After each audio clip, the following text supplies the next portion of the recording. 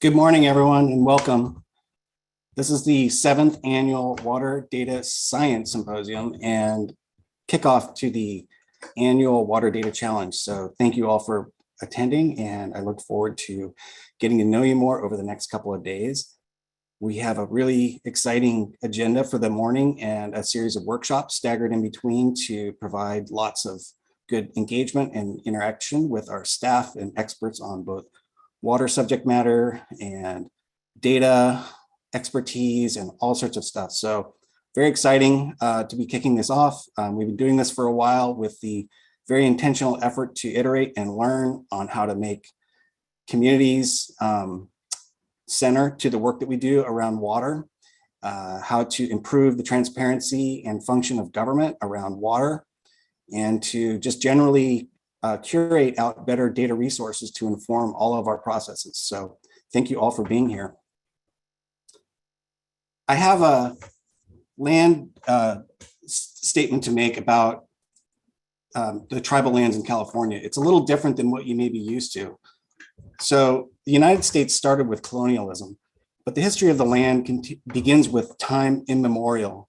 And that's a phrase that we really want to emphasize. So time immemorial means the reach of memory of our recorded history.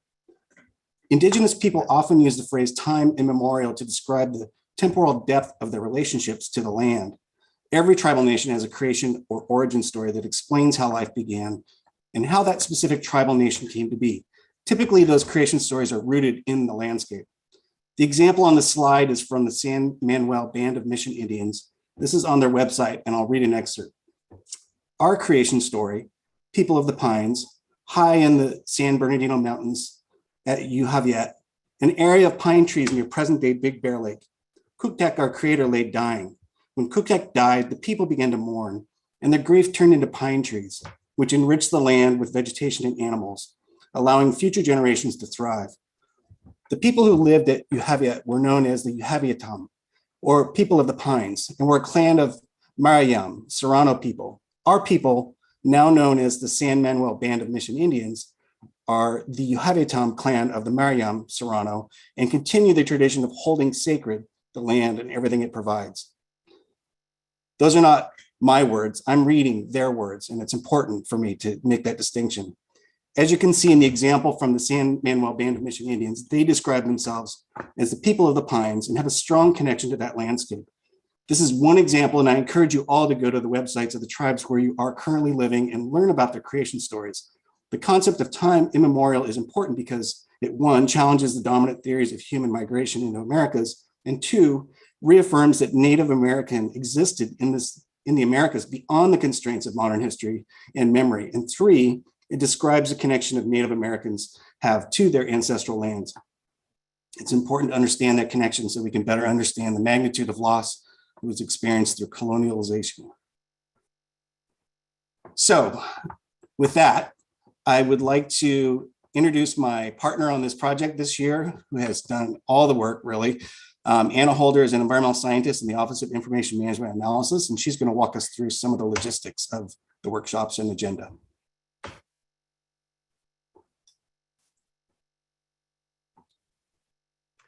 Good morning, everyone, and welcome to our 7th annual California Water Data Science Symposium. We are all probably Zoom experts by now, but this is a Zoom webinar, so we just wanted to touch base a little bit on how we can interact with each other today. First, as you are made aware, we are recording the sessions that'll be posted on our website. There's a bit.ly link there. You can check that out. We will be taking Q&A for all of our presenters and panelists, both today and tomorrow. And so to submit a Q&A, a question, you just go to the bottom of your Zoom screen. There's a little Q&A button.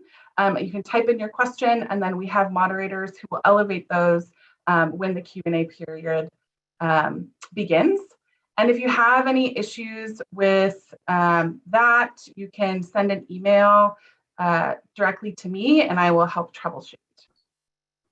And I think that's it. So the schedule over these next couple days is a little bit confusing. Apologies for that. We like to keep everyone on our toes, including ourselves. So we're going to begin today with the Science Symposium presentations. There will be a break.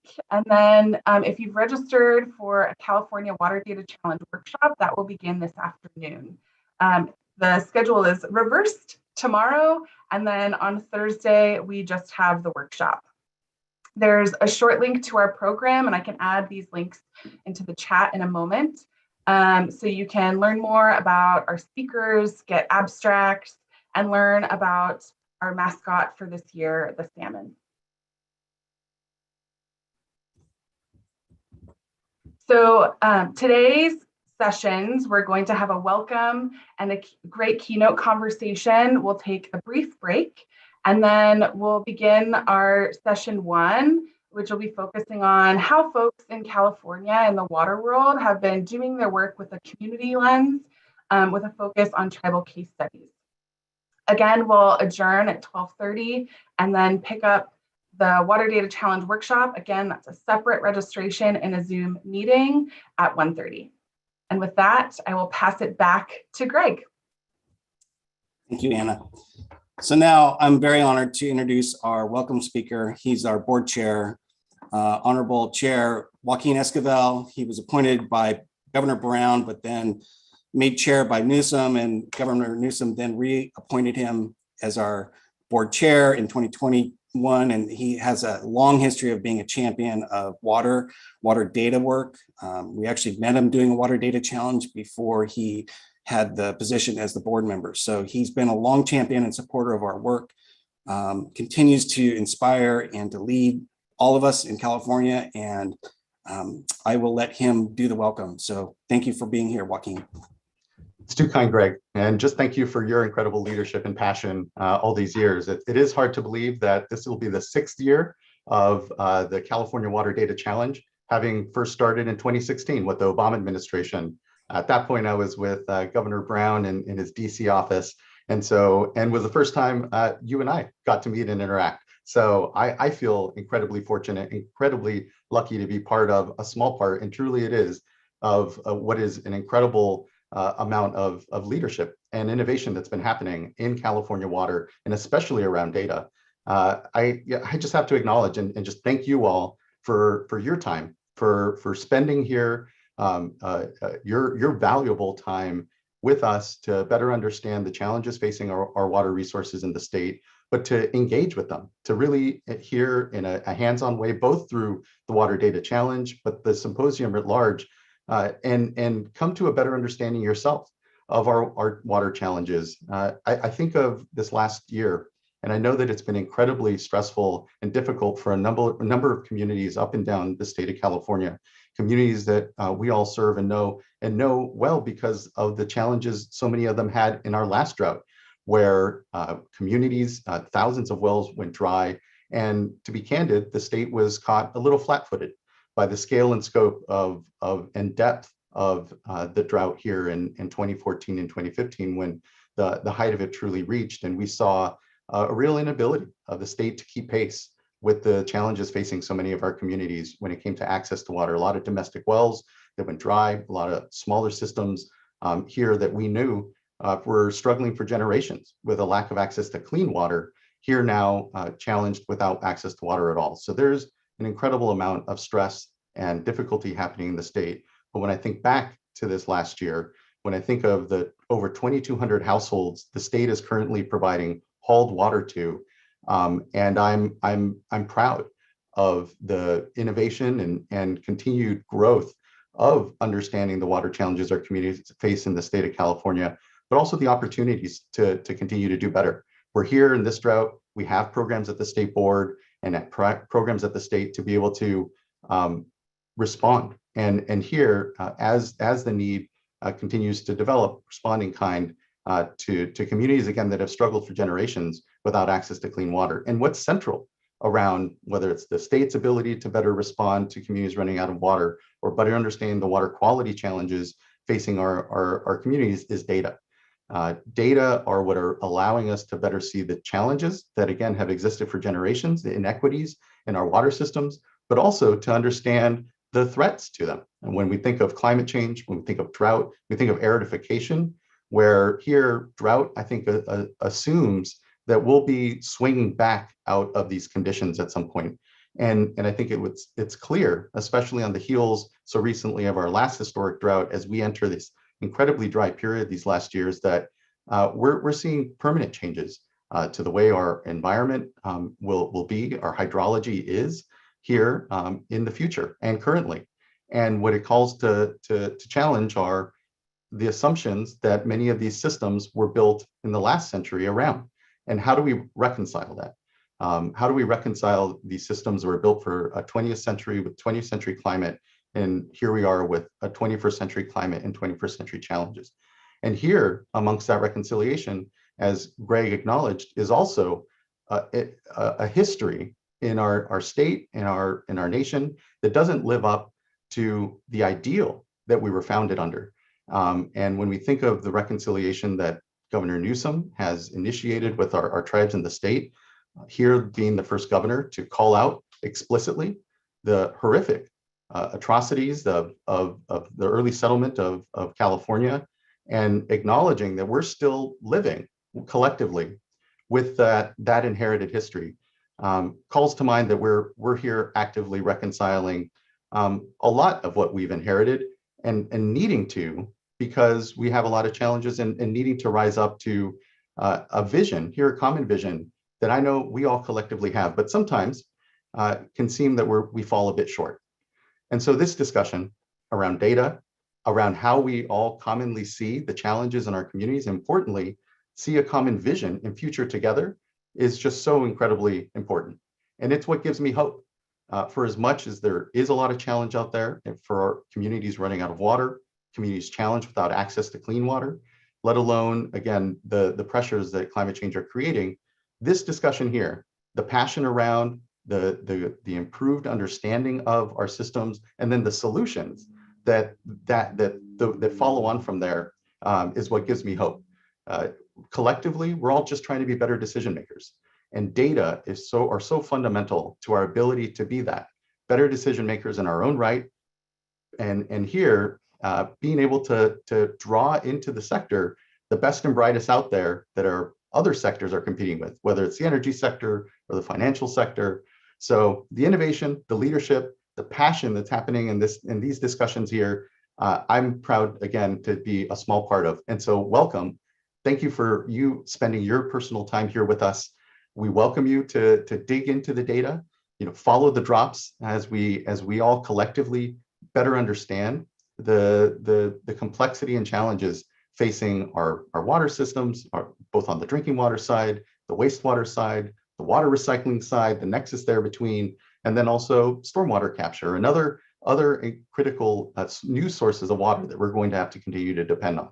All of this revolves around our better understanding and ability to connect the data, the drops, and the dollars here all amongst us. So just thanks again. It's an honor here to be with you all.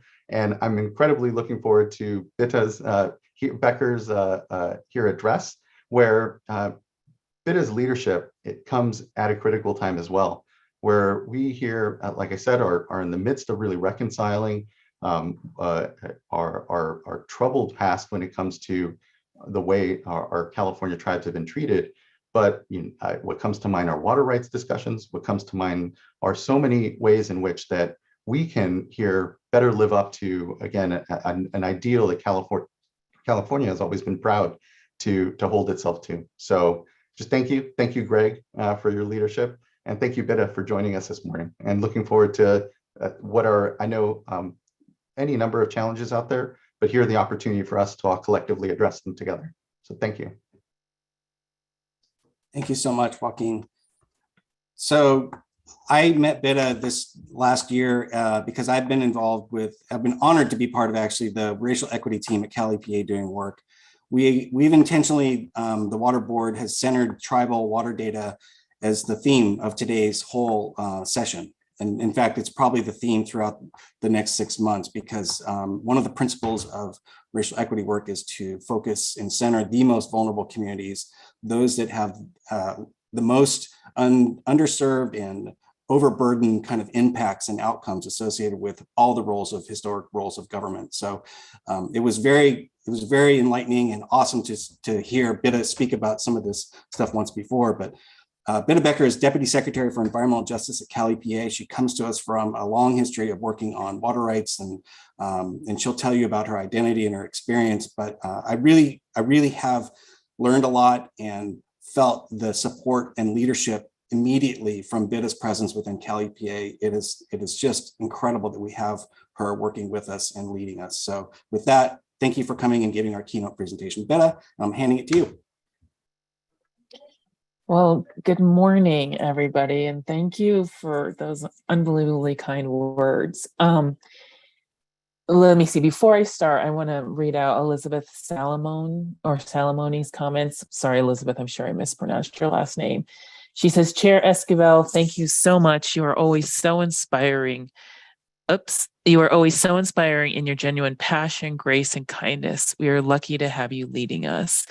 And I want to echo that because it always makes me nervous to speak at a data science, any sort of science, anything, because I'm not a scientist. I'm a lawyer by training, and I purposely chose an undergraduate program where we were not required to take any math or science. But once I saw that Joaquin was speaking, I thought, okay, perfect, because he always does do such an amazing job of threading the various themes in our lives together to bring a whole. So I'm very happy to be speaking on the heels of his comments, because I think I'll be expanding on some of them. And Greg, thank you for the kind introduction. It really is an honor to be here. And it's really personally fulfilling to me, because for those of you who know me, you know that we didn't move my family out to California because I was living and working on the reservation for Navajo Nation reservation for 20 years. My kids are in high school and middle school, and we weren't going to pull them out of their school, their surroundings, especially after COVID. So it's very fulfilling to know that you feel that I've brought something meaningful. So let me ask, I'm supposed to have a slide. There we go. Perfect. I figured it out. So that was the comments that I just made really are about kind of this introductory slide, which is why Greg introduced who I am. And I really wanted to highlight assessing what we know and preparing for a more resilient future, because I think assessing what we know is the moment of time we are in. And what I mean by that is, let me just be frank. I am here because of COVID-19. I mean, there is no other reason I would be at Cal EPA. And I'm saying that because, as I mentioned, I'm a lawyer by training, live and work on the Navajo Nation for 20 years. I'm a Navajo, and my practice and my work was centered around water. And again, my whole life is about circumstances. And I won't go into how I got into water. But the world that I'm working in today is so different than the world I was working in when I started 20 years ago. And Joaquin mentioned water rights. Let me be very clear that what I'm about to discuss is very Navajo centric, and it's hard, and it's going to be a theme that I reiterate throughout the presentation, which is each tribe's issues is each tribe's issues. There are lessons to be learned, but the facts, the geography, the everything is unique to those people living in that place that they've been living in. For many of us, forever and ever. For some of us, like some of our tribes in the East Coast, they were physically moved, but now live on different lands. But that's a different history. But again, that's the point. Every tribe is different. But the world I lived in was very different when I started water, because we talked about water as a legal matter, pure legal theory. And we would enter into what are called settlements of what are called water rights adjudications. And when we would go into the community and tell them about these settlements, and we think that they're the best thing for the Navajo Nation to do, and we're looking for your support, the elders would always say, sure, we get it. Like we need to enter into these to move on. But what we're really confused about is you're telling us that the heart of the settlements is a clean drinking water project. Why do we have to go through this complicated legal rigmarole to get clean drinking water to our homes when in 1959, Congress created something called the Sanitation Deficiency Program, where the point was to get clean drinking water to all Native American homes. Why and again, 20 years ago, it's the early 2000s, right? Why 40 years later, or 40 some years later, are we doing this? Why didn't we just get our clean drinking water systems built? Fast forward to today, I'll close the loop on that. But the point of the story is, what's exciting to me is we are now talking about water in the Indian sphere in the way that water should be talked about, which is holistically. It's water is life, right? Water is everything. And I wanted to tie it back to some of the things that Joaquin talked about, what a wonderful community the water community is, because most of us are doing this out of passion. We're not going to become bazillionaires. In my work with the Navajo Nation, I had the great honor of doing energy work, and I used to compare the water world, which was slow moving and really thoughtful people, with the energy world, which was fast paced, and it was always about money. And decisions had to be made immediately. And it was always interesting to me because there are certain people in the energy world who will say, like, the energy is the single most important thing in society. And I'm like, well, and I used to always tell my former boss this, every human being can live without electricity. And I get that there's, medicine and people have machine. I get that. But at the heart of it, if you're, don't need machinery to assist with healthy living, you can, and many people in this world still live without electricity, but you can never live without water. And I just think that that's just such an interesting dichotomy about, what dominates our politics. But at the end of the day, as Joaquin reminded us, Mother Nature is still in charge. Okay, so I've spent way too long on this. Let me keep moving along. So I didn't used to do this. And so, Greg, I apologize. And for some of you who saw the presentation we did at Santa Clara, some of this is going to be a repeat. I tried not to repeat too much. But so when COVID hit, I had the great fortune of starting a project called Universal Access to Clean Drinking Water in Indian Country. And I was working with a woman named Ann Castle, and we brought in a Navajo academic to assist us. And so she brought in the holistic lens, and she taught us, you got to start with a base. Do not assume anybody knows anything about Indians, which of course I always knew that, but she brought some interesting tools to help create like a base as we move through talking about Indian water. So real quick, if you read the cartoon, and if you don't know this guy, you need to follow him. He's hilarious. His last name is Cate, C-A-T-E. I actually own some of his artwork. He's a Pueblo Indian who does these comic strips. And the reason this comic strip was in there is usually the first question on this pop quiz is how does the Declaration of Independence refer to tribes? And the word is as savages. So the Declaration of Independence refers to Indians as tribes. I'm 90% sure the Declaration of Independence does not refer to any other group other than Indians. And I say that because the Constitution refers to two groups of people other than white males, landowning white males, right? It refers to Blacks and Indians. And so I point that out because, again, we're assessing what we know. And even if you're a data person, it's important to understand what you're collecting data for. What is the policy? What is the theory? What is the law that you're collecting the data for, right? Because the policy affects the data you collect.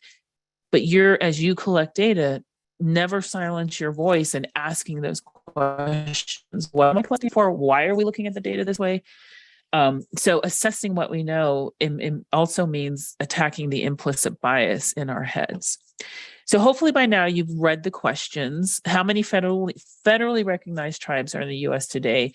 How many federally recognized tribes are in California? And the question is, oops, I forgot the word. Does the state of California recognize the tribes that the federal government does not? I forgot the word does. Okay. The answers are 574 federally recognized tribes, 109 federally recognized tribes in California. And does the state of California recognize the tribes that the federal government does not? This is sort of a trick question because as a lawyer, I would say no. There are other states in the union, in the republic called the United States of America, that recognize tribes the same way that the federal government does, meaning fully as a sovereign. The largest, North Carolina does this. They have state as the largest state recognized tribe in the United States is the Lumbee tribe. They have been trying to get federal recognition forever and ever, and it's been blocked for various reasons. California has not gone that far. What California has done through AB 52 is recognize the importance of tribal cultural resources. And California does recognize tribal cultural resources for non-federally recognized tribes. But it's only, so these non-federally recognized tribes are recognized really only for their tribal cultural resources. It doesn't go beyond that to a full government to government relationship that exists between the federal government and the 109 federally recognized tribes in California. And that being said, none of these issues are static. They develop over time, and relationships develop over time.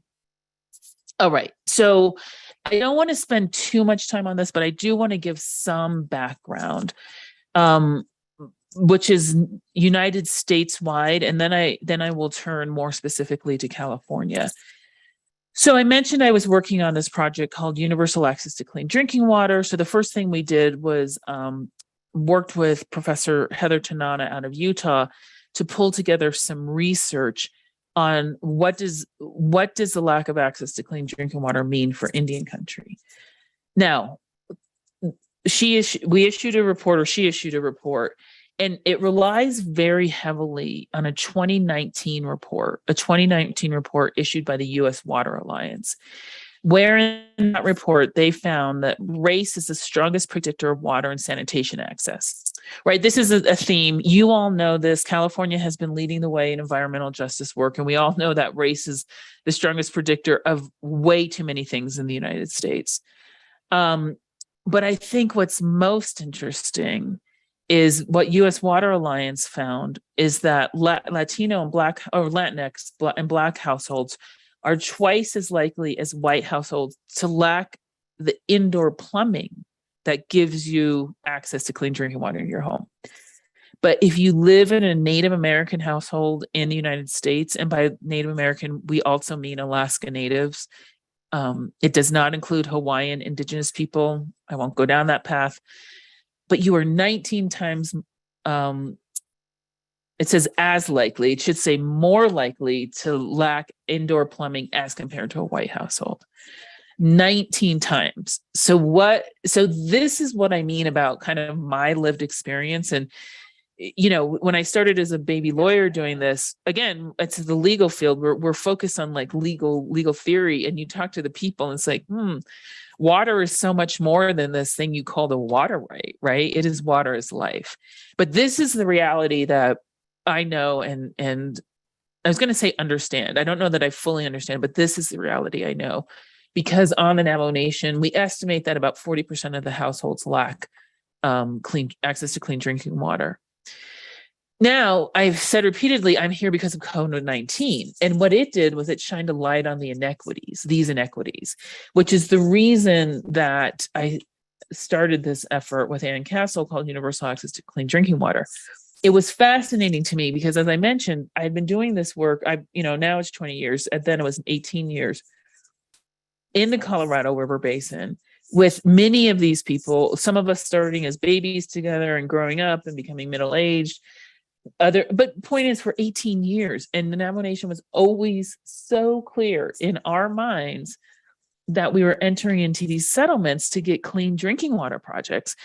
Why? Because Congress had never, ever fully funded this program I had mentioned to you. So we needed to use this legal tool to get funding to build clean drinking water projects. And it was so fascinating to me how many people including people I felt were pretty good colleagues, reaching out to me saying they had no idea. They had no idea that there were people in this country living without piped water into their homes so that they couldn't wash their hands. And here, and at least in the Navajo Nation neck of the woods, there was in the Colorado River Basin, there was a lot of reporting on how COVID-19 was ravaging Indian country generally, and specifically the Navajo Nation. And right when within, I think it was March or April, some researchers, including some researchers out of UCLA, issued a report. They wanted to look at why is COVID-19 ravaging Indian country, and they thought they were going to find out it was overcrowded housing. In fact, it came down to two things that those of you who have gone through GARE or CCOR know inherently. One is the rate of English spoken on the reservation. The higher the rate of English, the less the rate of COVID, right? Because you understand the message being sent to you. The other statistically significant element was the rate of access to clean drinking water in your home. The higher the rate of clean drinking water in your home, the lower the rate of COVID-19. So COVID just opened up this conversation that was just so, it was just wonderful for me, because it was finally talking about water in what I consider the correct, the right way. Somebody once said to me, there's never a right or wrong. Perhaps that's true, but I think there's a more honest way to talk about things. So I'm just going to very, very, very, very, very, very, very quickly go through the slide. Because again, as I mentioned, in working with Professor Tanana, it was she was right. She was like, it's very important to lay this history out because most people don't know it. But what I want to say is this history is not California history. So this is a history that these eras are things that I've learned, I don't know. They came up, I don't know who came. This says Jarrett Snyder, Northern Arizona University. That's not right. It was developed a long time ago and has become the mantra in Indian country, but it's not fully correct, because the US, this is very much an Eastern US way of looking at the United States. And then because California, but anyway, I'll get into California. But what I do want you to fully understand is, or not fully understand, but appreciate, is this first era doctrine of discovery. So, this Catholic Church, people even debated whether the people living in what we now call the Americas were human beings.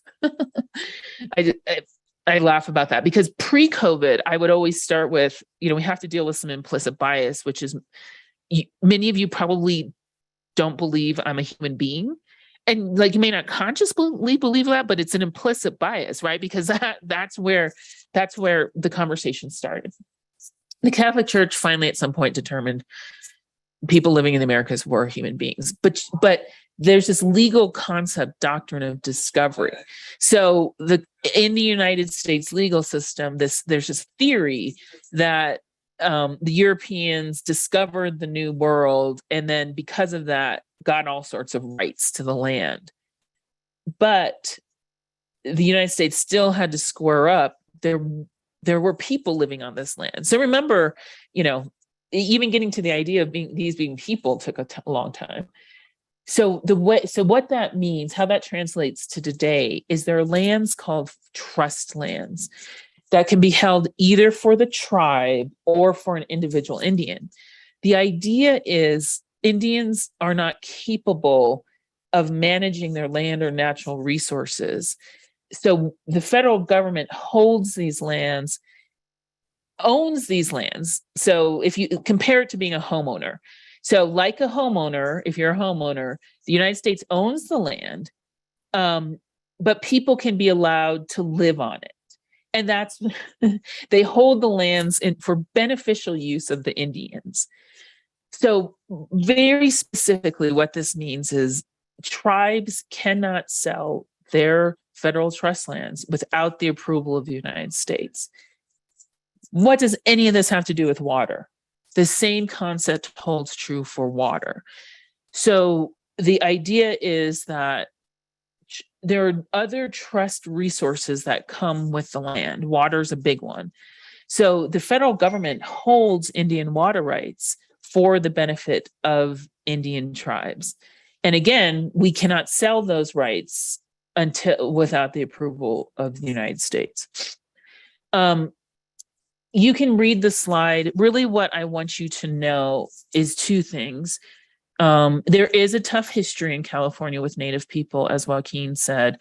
The first is that I know at least one academic who is of the opinion that the only place in the United States where genocide truly happened was California.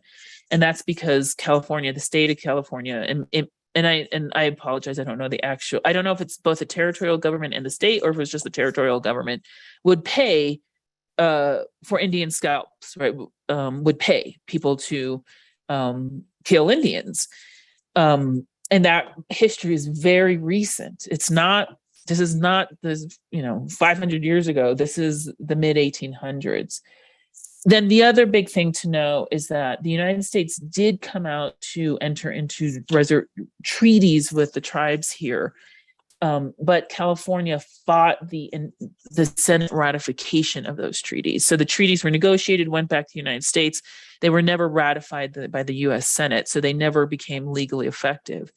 If those treaties had come into effect, the 1/3 of California would be federal Indian reservation.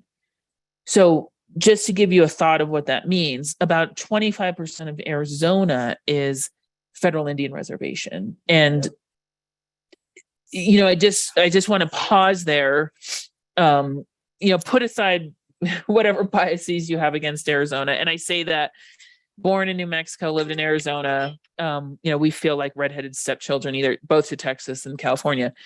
But Arizona has been able to develop a very large non-Indian population, even with 25% of its state being under federal reservation. So just something to think about.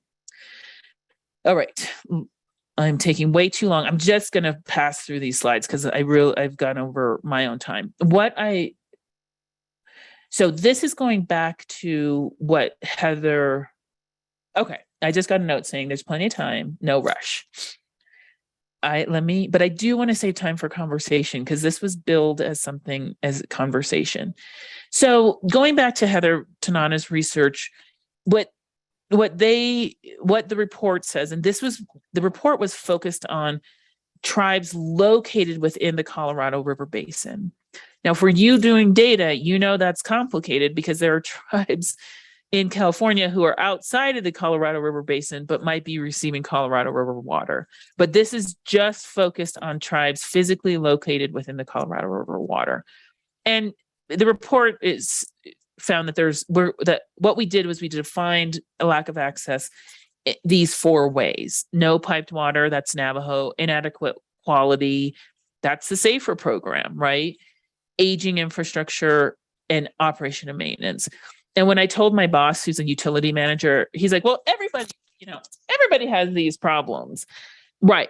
That's exactly right. The issue is it takes a different flavor in Indian country because of that tortured history we just went through. So this is the first thing that I wanted to kind of share with you, which is I talked a little bit about this. So in 1959, the United States created what's called the Sanitation Deficiency Program. And in 1989, Congress started requiring that the Indian Health Service, which is part of the United States Health and Human Services Department, start reporting to Congress how many known deficiencies, sanitation deficiencies, there are in Indian country. I know of no other group of people in the United States where the federal government knowingly tracks how many what homes do not have clean. So they track 3 things. No clean drinking water, no sewage disposal, wastewater disposal, and then solid waste. The program is really focused on the first 2. They do some solid waste program, but due to the severe lack of funding, they've largely just focused on clean water and then solid waste. And you can see this map, right? This is a map that shows all the places in the United States where we know people don't have access to clean drinking water or sewage facilities or both. And regrettably, the United States did not fully fund that program. This is the other slide that I wanted to share with you. this is one of the reasons why things fall through the cracks in Indian country. So and this is kind of hard to read, so I apologize for that. But so first, we've already talked about the Indian Health Service. And one of the things I think is important for data people, for everybody, but really for everybody, is how we message things. I've always thought that one of the reasons the sanitation facility, let's just put aside racism. Let's just put all of that aside, because I get that maybe it wasn't, I've talked to the press a lot now. That's a whole other story. But, there's some who, want me to say that it was the program was intentionally not funded. Maybe, I don't know. But I also know that, and I haven't said that, and I don't know. What I know is the word sanitation means nothing to anybody, right? So this program, the way I describe it, and I can't prove this, but I feel very strongly based on my lived experience, I think that this program was given its name because, we're still kind of in the 50s. Remember, if it's 1959, they pass it, it probably was being worked on for 10 years, right? That's how long legislation takes. Go back 10 years and you're in the 40s. We're in the post-World War II era, right? Sanitation deficiency is such a military term. Fast forward to the 1970s, we would have used the word clean water or safe water, safe drinking water. But it's sometimes, like, especially when I talk to the press, I'm spending half the interview just convincing them that sanitation deficiency simply means you lack clean drinking water or you lack sewage. But here's where it gets complicated. As you know, most drinking water infrastructure money comes through the US EPA. But for Indian country, most of it's coming from IHS. So right away, when you have a different programmatic system, you've already created confusion. And as you can imagine, the rules for US EPA probably are not going to meet the very specific needs of Indian country.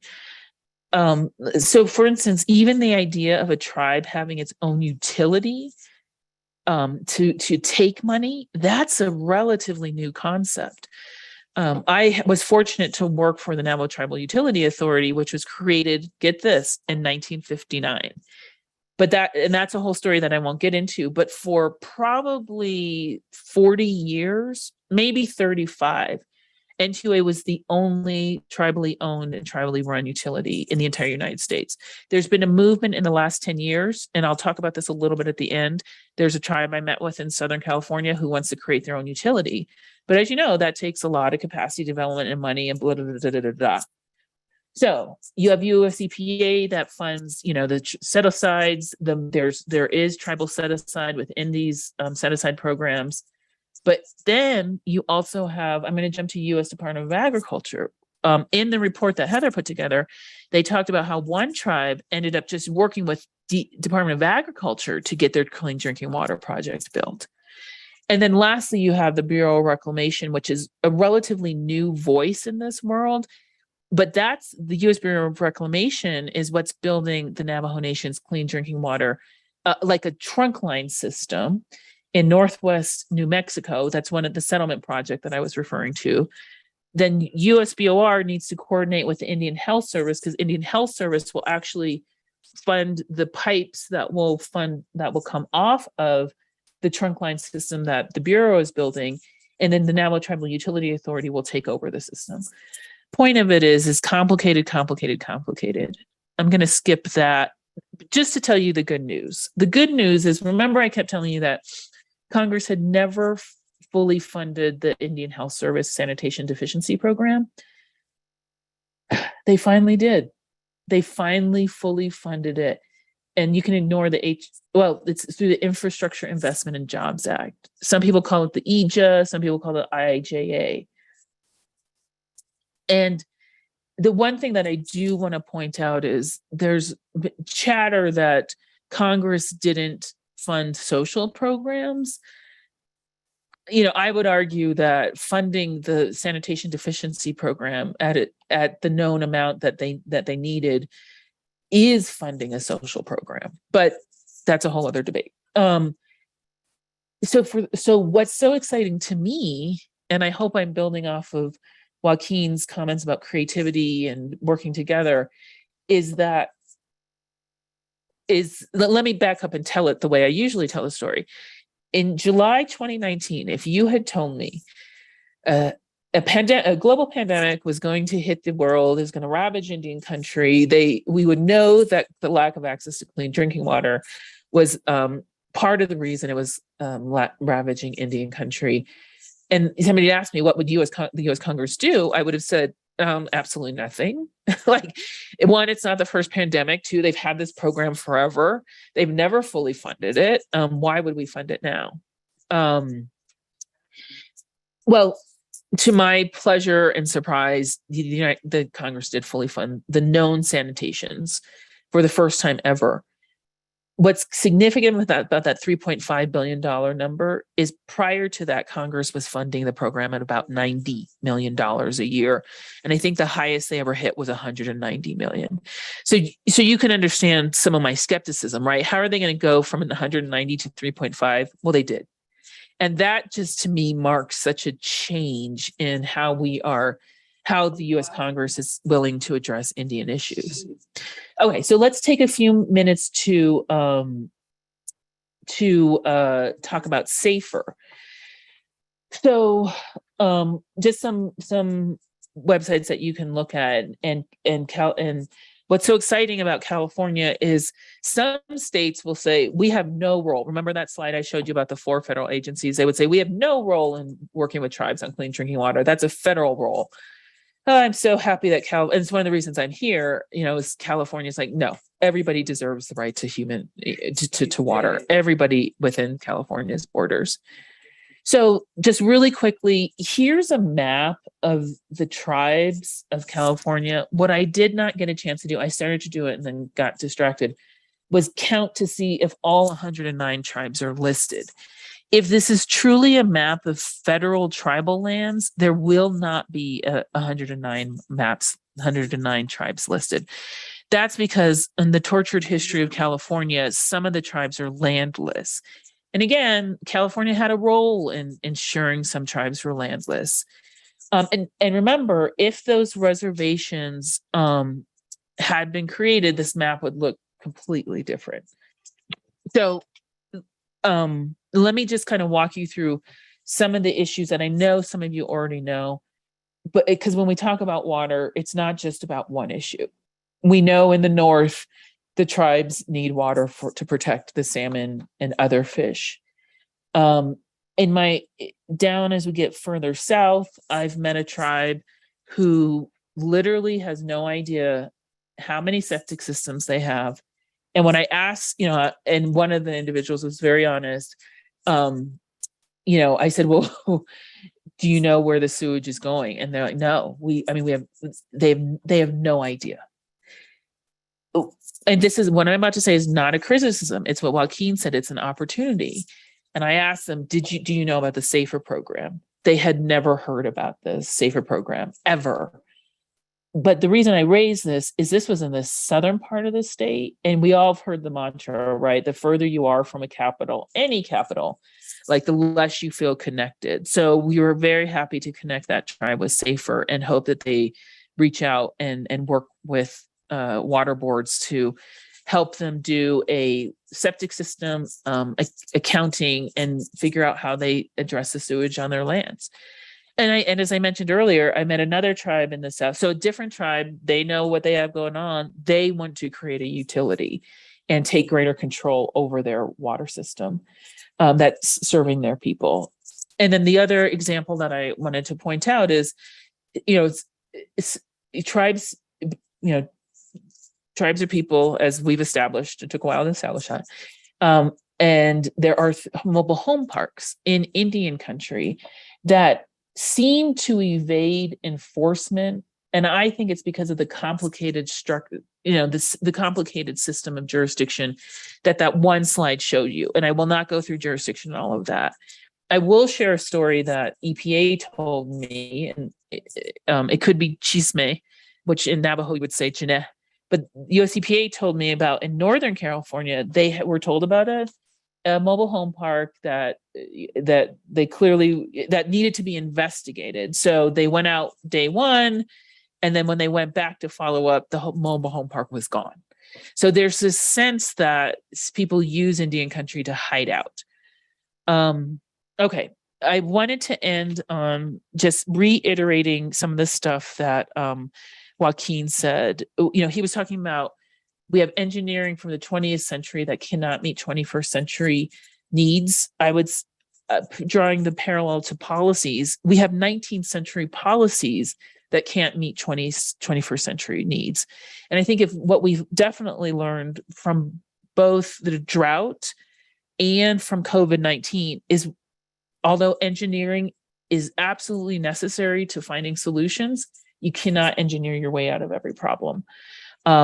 We're still human beings at the end of the day. We are biological beings, and we are in a moment of equity. I'm confident that the majority of us on this webinar want to address the inequitable situations in the state of California. And I know we can. I know we can. It's so exciting with all of your leadership, with Joaquin's leadership, Greg's leadership. It's a very exciting time. So I want to end on a positive note and open it up for questions. That was amazing. Great. I went from tears to smiling in 20 minutes. As usual. So, do we have a question yet? Question, folks? No questions trickling in quite yet. Oh, wait, here we go. As I say that. So question here regarding clean drinking water access for residents on tribal land. Does this include issues with regulatory compliance, monitoring, or high contaminant levels in addition to lack of water distribution? And then maybe put another way, basically, is there interest in quantifying how dirty the water is in addition to lack of supply? Yes. So this, and I'm going to say yes. The issue, Sarmad, I'm sure I'm saying that wrong, Mr. Moalem or Ms. Moalem, is that each community is different. So when we are looking at, let's say, some mobile home parks, and they could be located in what we call Indian country, but that gets very complicated very quickly. There becomes a question of who should be monitoring it. Is it the county? Is it the state? Is it the Bureau of Indian Affairs? Is it Indian Health Service? Is it US EPA? Is it the tribe itself? I mean, I think I named out 7 different entities that could be monitoring the water quality. And right there begins your problem. So that's just one example of why measuring how dirty the water is can become very complicated very quickly. And then, of course, funding, right? And that's what's so exciting about California is the state legislature is pushing money out to tackle these problems. But if you may have a federal agency that will say, back off, state, this is our job. And then when you ask them, well, are you going to do it? And they say, well, no, because we don't have funding. Right? You got to figure out a way to work as human beings under this regulatory system we've created to get the mission met, which is every human being deserves the right to clean drinking water. I hope I answered your question. If not, jump in. Anita, how has SGMA affected water access for Indians? This one I don't know quantifiably. What I do know is SGMA says that the state is to respect federally reserved water rights. And I think and Joaquin, I really hope Joaquin's still here because I want him to jump in. I think it's fair to say that the state and the tribes are still figuring out what that means. What does it mean to respect federal Indian water rights? Or it says to respect federally reserved water rights. And Indian water rights are a type of federally reserved water rights. I think it's amazing that language is in the state statute because, again, like I've said, there are many states who would wash their hands of this and say it's not our problem. But the state is willing to take on these tough challenges. Joaquin, would you like to comment on that? I'd love for you to comment on that. Just that, even prior to being on the board, I was very fortunate to work on the Pechanga Indian Water Rights Settlement and the San Luis Rey banned bands settlement and trying to help there. And for me, I think it's a very obvious thing that we do need to be supportive of and helping to advance at least these federal Indian water rights settlements, because they are a tool. It doesn't get us everywhere. And to your point, Bita, it's not just about the rights, it's really about the way we're all seeing this water system of ours in the state. And what I'm really proud of is the work that we've been able to do over the last year around administering rights generally and opening the door to these discussions that are really important around how we're all best understanding how we manage this valuable resource across our watersheds. But there's a question here in our chat. Are you aware of any movement within DOI, Indian Health Service, to reorganize the oversight and funding back to US EPA, particularly for access to safe drinking water?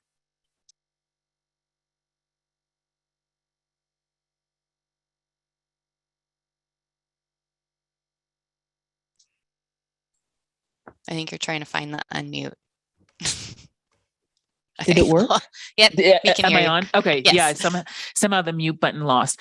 I'm not aware of any. And Sarah, that's such a great question. So again, let me back up and just remind you, like, one of the ways I explain Indian issues is, look, we're not supposed to be here. Like, that's really, and let me be clear, it's not just through genocide, it's through assimilation as well, right? The idea was, oh, we're gonna, all Indians are just gonna want to become non-Indian. Well, that's not the way life has lived. That's not how human beings work. But the reason I'm saying that is there's always been a long debate as what's the best way to address Indians. Do you carve out an Indian-only program? Or do you take a general program like US EPA and figure out how to address Indians? The point is, I don't know of any efforts to do what you suggested, because remember, Indian Health Service predates US EPA, I think by 10 years, maybe 11 years. And so right away you get into agency protection, rules and regulations that exist. And so it's always, well, I shouldn't say always, but it's often harder to undo a system that exists than it does to build a new system. What I will say is the federal government is very cognizant of this, all of this, and under I think it was the Obama administration, but no, it was actually under the second George Bush administration. They created a group where these different agencies were supposed to be working together to address the lack of access to clean drinking water in Indian country. That entity was entered into through memorandums of agreements by the different agencies, and it went dormant, then it came back, then it went dormant again. So I think it's fair to say the United States is still trying to figure out how to take what I would call a whole of government approach in Indian country.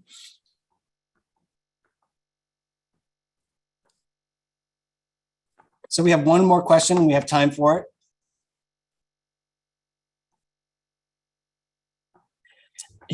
Is it from Elizabeth? A local tribe is reluctant to obtain legal advice on water rights issues in case it risks the nearly inadequate supply they already have. How can they find what I would call safe support for education and advocacy? I would,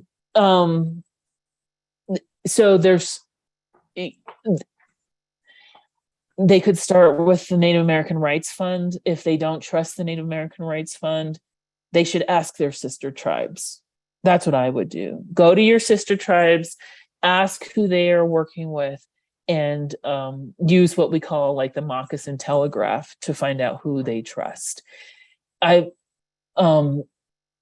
is a dearth or a lack of, from what I've seen, well, in my whole experiences, there is a lack of enough lawyers in the Indian water rights space, but there are very good people out there, and I'm confident that they will find one if they just reach out to their tribal brothers and sisters, and they can find one. I want to thank you, Bita and Joaquin. That was remarkable. It was more than I expected as usual, and it's a great kickoff to the rest of the conversations. We're going to take a 5-minute break, and we'll be back at 10:05. And we'll start the next session, which continues the conversation around tribal water data. Thank you. Thank you, Greg, and a huge thanks to Bita here. Yeah, truly, that was fantastic. And to your good point. It is around not just the engineering, but it is around the narratives and the policies around water. And we're just at an incredible moment. So thank you for your leadership, Ida. That was fantastic. Thank you so much. And thank you, everyone Thank you, else. Joaquin. Thank you. All right. See you guys soon.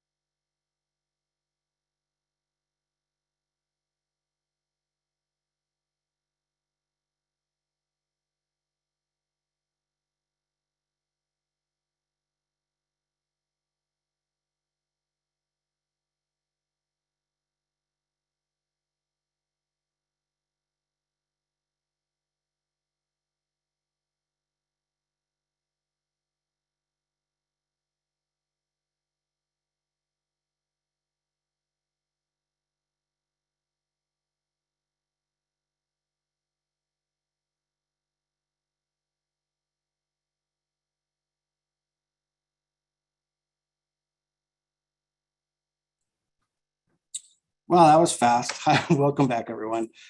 Greg Gerhardt here again with the State Water Board.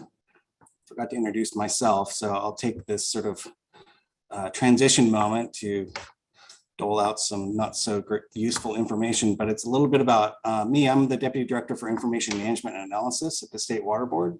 I oversee a group of about 30 amazing humans that do work on data of all types. They design and collect a gold standard version of our water quality surface water monitoring data called the Surface Water Ambient Monitoring Program, SWAMP.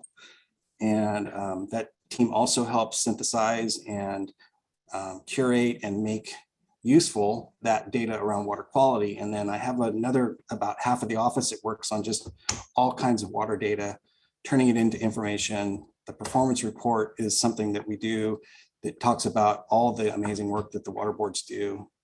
We also support programs like the Safer Needs Analysis to build visualizations that help communicate the work that they do. And so it's really a unique and amazing set of office skills that has been intentionally designed to be that interface of going in and out of the organization around data and information. So that's me, that's us. I'm an engineer from Humboldt State by background.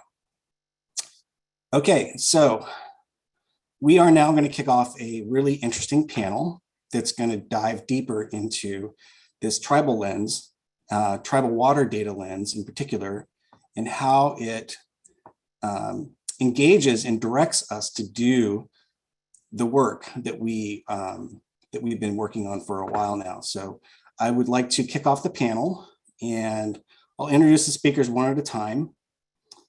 Our first speaker is, I believe, Andrew. And Andrew Martinez is a citizen of the Salt River Pima Maricopa Indian community. He's also a Dieguino Tipe with ties to the Mesa Grande Band of Mission Indians in San Diego County. He graduated from the University of Arizona in the Business Management program, and he came to the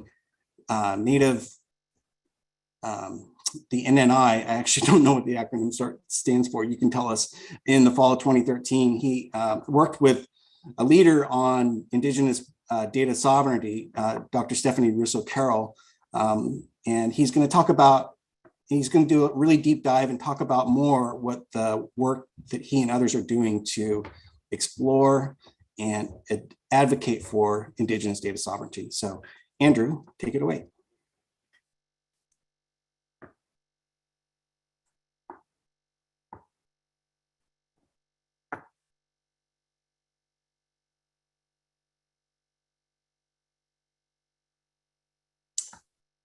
I'm not able to turn on my camera right now. Start video. Sorry, there we go. Should be live. We can hear you fine too, by the way.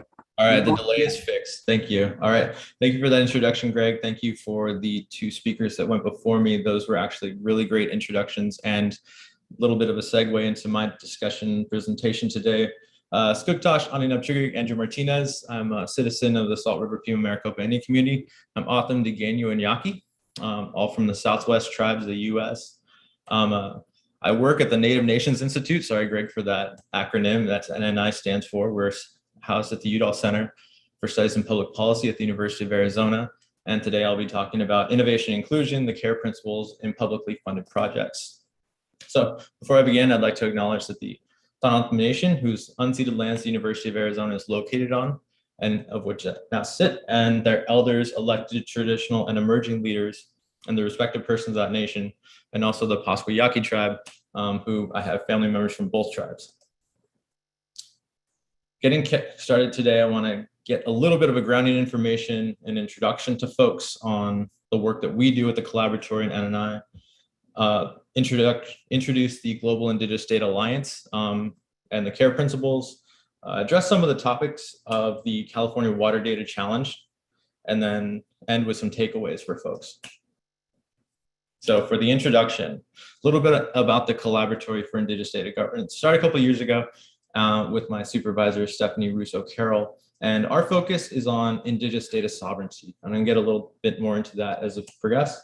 But right now, a growing number of institutions recognize the need to create policies and practice that uphold Indigenous people's rights and data.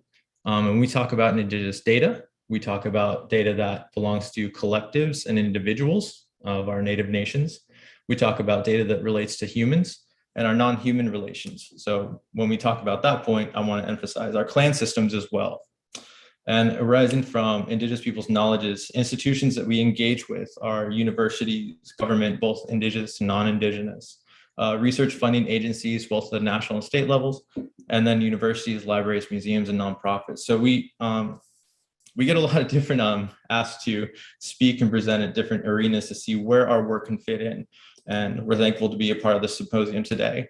Speaking of which, last year in 2021, my friend and colleague, Dr. Lydia Jennings, was a presenter during this panel, during a similar panel. And in preparation for this talk today, I went back and watched her presentation. I'd like to notify folks that that is still available to watch. And I think it's a good jumping off point for my presentation today as a follow-up to hers as well. So getting started, Indigenous data is a topic that we cover. Data information in any format. So today we think data commonly as ones and zeros or binary, digitized information. And it's more than that for Indigenous peoples. It's data about our resources and environments, data about us as individuals, and then our nations as well. And so we have traditional protocols. Every nation, kind of what Vita was getting at, is like the story's going to look different for every tribe, for every nation. And so this is one thing that I want to emphasize throughout the presentation. Indigenous data sovereignty, the right of Indigenous peoples and nations to govern the collection, ownership, and application of their own data. Derives from inherent rights to govern peoples, lands, and resources, rights that can only be recognized by outside governments and non-Indigenous governments. Is the genesis and traditional roles. Again, I was talking about traditional protocols earlier. Position within a human rights framework. Within the US, we have court cases, treaties, and state and federal recognition processes that recognize the sovereignty of the nations. And the knowledge belongs to the collective and is fundamental to the peoples who we are. Our peoples have always been data experts. And when I say that, I mean Indigenous peoples. So here are a few examples of forms of traditional data storage. Again, getting back to the non-digitized data. So we have an example on the left, totem poles. At the bottom center here, we have the wampum belt. At the top center here, we have the Lakota winter cap blankets on bison. And then on the right is an example from my community, in my O'odham community in Arizona. It's an O'odham calendar stick, which this is images depicted and etched on that have happened throughout the years on a saguaro rib or a hashan. And these ribs can be, if you've seen the saguaro in Arizona, they can be up to 12 feet long or taller in some cases. So these are very, very, very meaningful ways of traditional data storage for Indigenous peoples and how we tell our stories as well. So a question that we often ask is, how do we move institutions from extractive transactional colonial data processes and reconfigure power relationships to put Indigenous data back into Indigenous hands? Moving forward, discussing the Global Indigenous Data Alliance and the CARE principles for Indigenous data governance. So in 2018, the Global Indigenous Data Alliance came together with the goal of advancing Indigenous data sovereignty and Indigenous data governance. And these are a group of Indigenous academics from around the world, all bringing their insights and perspectives and expertise in their disciplines to this topic area. And then the goal is to reinforce the rights and to engage in decision-making in accordance with Indigenous values and collective interests, not just individual interests when we often think about data. Also, recently when it comes up when we talk about data governance, we also talk about FAIR, the FAIR data principles, which are findable, accessible, interoperable, and reusable. For CARE, which was also an introduction that Lydia gave in 2021 presentation, our collective benefit, authority to control, responsibility, and ethics. And at some points, folks will see FAIR and CARE and think that there is a conflict between both of them. But data can't fall within the categories of CARE if it doesn't apply that it's FAIR as well. So keep that in mind. So now, as I mentioned earlier, my friend and colleague, Dr. Lydia Jennings, gave an introduction to the CARE principles in 2021. I'd like to dive a little deeper into the sub-principles, of which there are 3 for each category, and sort of share those with everyone right now. And so for collective benefit, we have inclusive development and innovation, for improved governance and citizen engagement, and then for equitable outcomes. When we discuss the authority to control, sub-principles within that are recognizing rights and interests of Indigenous peoples, data for governance, and the governance of data. So at the Native Nations Institute, we talk about the process of Native nation building, or in some cases, in most cases, I should say, it's Native nation rebuilding. We are rebuilding our nations. And so as the process starts on the right here in nation rebuilding, there is a process of governance of data and the rebuilding of data systems. And then outside of that comes data for governance. And this process continues and is cyclical. And as natives are, or Native nations are rebuilding our communities, we're also rebuilding our data systems as well to better exercise our sovereignty and define self-determination. For responsibility within care, we talk about positive relationships, for expanding capability and capacity, and Indigenous languages and worldviews. With ethics, it's for minimizing harm and maximizing benefits, for justice, and for future use. So as I was going through the questions for the 2021 or 2022 Water Data Challenge, I saw a lot of this similar text in here, so I thought it fit very well with the care principles. So what can care look like when applied in different ways? There's no one size fits all. Care can be applied through research projects, with research and engagement. It can be applied through legal tools such as MOUs, which we heard about earlier, federal, state policies, even tribal policies, and agreements between federal, state agencies, tribal agencies, between other tribal agencies, tribes and universities. It can mean capacity and capability, practical tools as well, nothing that has to be defined as legal, and formalized standards and institutionalization of policies there as well. And so care can be applied through tribal governance, it can be applied through state governance and actions, and then federal governance and action as well. So our concern is looking at the data lifecycle for both FAIR and CARE as well. And so as we move from collection of data into the research portion of the cycle, and within this example, data sequencing, addressing the outputs that come from these, and then reuse, these are the areas where FAIR can be applied through. One thing that I'd like to note is, as we're redrafting, in the process of redrafting this image as well, we'd like to input sharing of data, which is a major concern of tribes as well, and also disposal of data and samples. So now shifting over to the California Water Data Challenge 2022. And so once I was invited, I wanted to do a little bit more research on what was happening and what the questions were to make sure I was addressing the concerns of the audience here. And so the 4 questions listed on the website are what I wanted to pull together. And I thought, how can I apply CARE? What are some thoughts of mine of how CARE can be applied to address these questions? So for the first questions, and thank you, Vita, for clarifying, but I put California, there are state recognized tribes, but there are not. So in California, there are federal and unrecognized tribes as of right now. To address the first question, tribes define benefits and harms, and that gets to the ethical concern within CARE. Develop policies that align with the protections that they, meaning the communities, want to apply to their data, and that's under authority to control. Assist with enhancing capacity, capability, and infrastructure, so responsibility. Produce outcomes that strengthen tribal sovereignty, align with self-determination. That's a collective benefit and authority to control as well. For question 2, when we talk about water, natural resources, and health-related policy and regulations, understanding Indigenous worldviews and concerns around water, natural resources, and health policies. Again, referencing back to one of the initial slides that I had in the deck, part of Indigenous data is data about non-human kin, oftentimes referred to today as natural resources in some cases. However, when Indigenous folks will introduce themselves, they sometimes introduce themselves to their aligned with their clans, which relate to topics that are now considered natural resources. Do state policies and regulations recognize the rights and interests of tribal communities? Looking at authority to control once again. Are policies and regulations being developed to address concerns of Indigenous communities? collective benefit once again. Within question 3, a data agent choosing to make a data set that contains tribal identifiable data public without the consent of a tribe can be seen as a continuation of legacy of colonial actions towards indigenous peoples. So I understand that the big movements today are around open data, open science.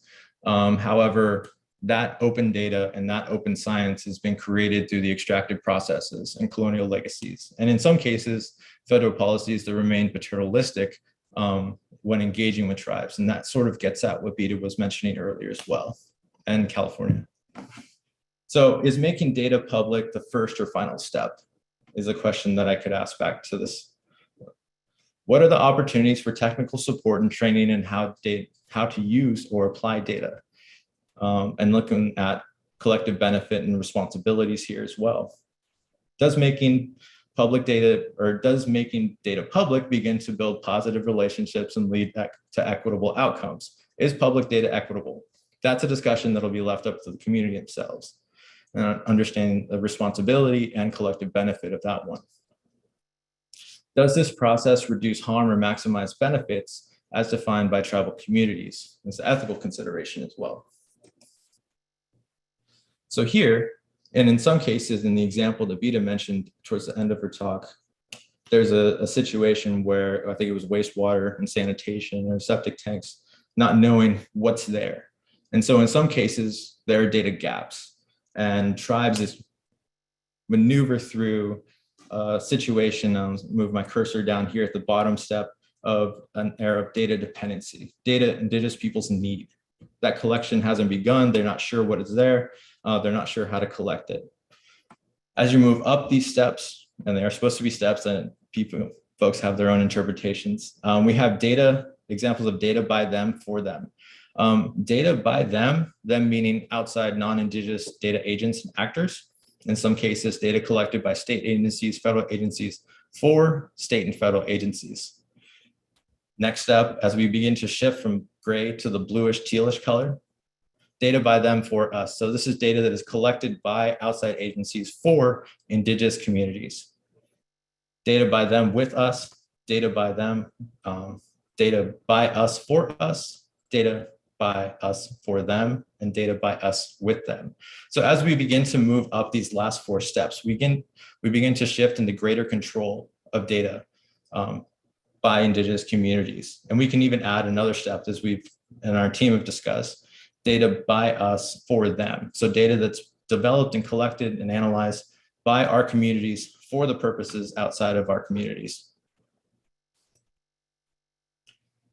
Question 4, moving over, can we improve the quality and usability of our metadata, our data and metadata? Yes, we could. Assembly Bill, and reviewing and preparing for this talk, I was looking at Assembly Bill 1755 that directs both national and state level data sets be built into a statewide integrated water data platform. Are there opportunities to build metadata related to tribal communities into existing data sets, both at the national and state level, or new data sets that will be developed in new projects, similar to those that are being, that could address some of these questions?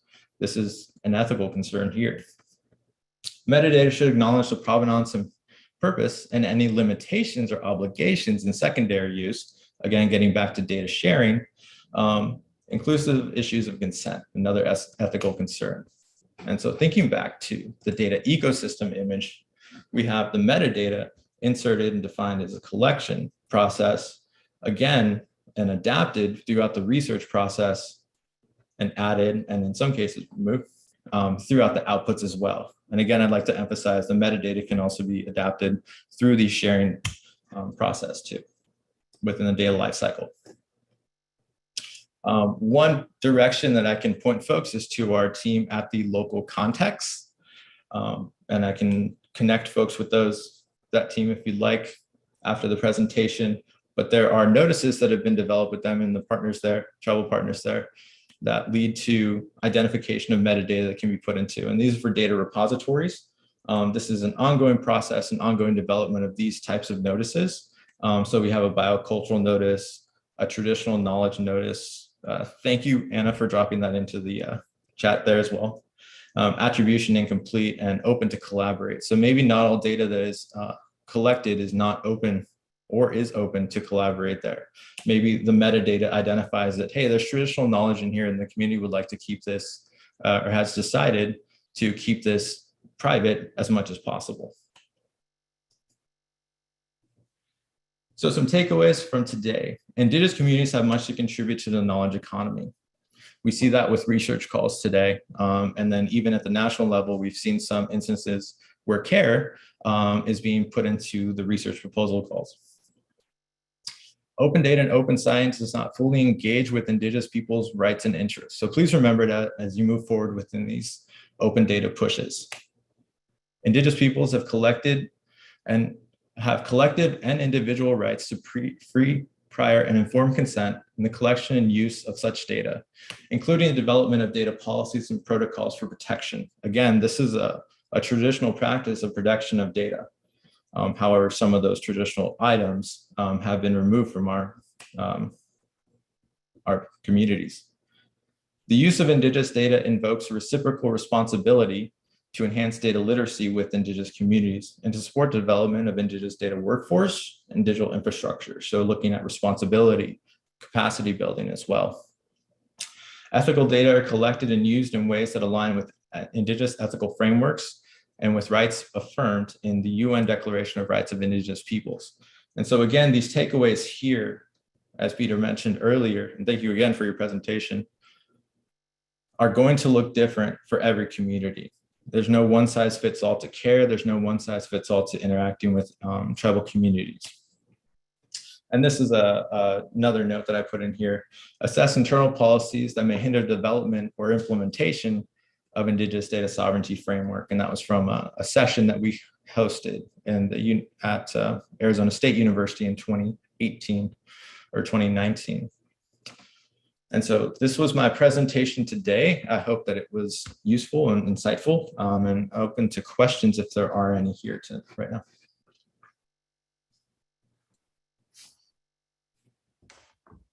That was great. Thank you. I think we have a question. Is that right? Question, people? I wonder if before we dive into questions, Greg, you can add to Andrew's amazing presentation and talk a little bit more about the California Water Data Challenge. That'd be great. Oh yeah, thank you for the reminder. So I was supposed to, at the beginning of this whole kickoff of the panel, frame what we're doing with this thing called the Water Data Challenge. And in some ways, I think it's really beneficial to have the context of Andrew's presentation where he took our questions and dissected them with context to his presentation. That was really excellent. And so, but I will add to that. So many of you know that we've been doing an annual or sort of annual event called the Water Data Challenge in California. This started out, as Joaquin alluded to, the Water Board's doing something on our own in 2016, got the attention of the outgoing administration in the White House Council on Environmental Quality. We partnered with them and also in 2016, the end of the year, and hosted a very large, at the time it seemed very large, and 7 judges and in-person presentations by teams that had worked on these projects that were close to what you might consider as a hackathon style project. A lot of coding, some data work, maybe a little bit of both. Sometimes maybe just data work or maybe just coding, but these teams all did their work over a period of time as opposed to like in person at a traditional hackathon event. And what we learned and why we did that and what we learned from doing that was the value of engaging with folks around our data. We learned so much about the data quality problems, the data gaps, the things that are missing, the things that with a little bit of work, we could curate out better data resources, what metadata was necessary for context. So we did it again. And the next time we did it, we ended up expanding the partnership to include other state agencies, the Department of Water Resources, the Government Operations Agency at the governor's office. We had the Office of Planning and Research also through the governor's office connector. And then we really discovered a partner when we encountered the West Big Data Innovation Hub. And it was the conversations that we had amongst that sort of early team that built the foundation upon which we're doing this challenge today.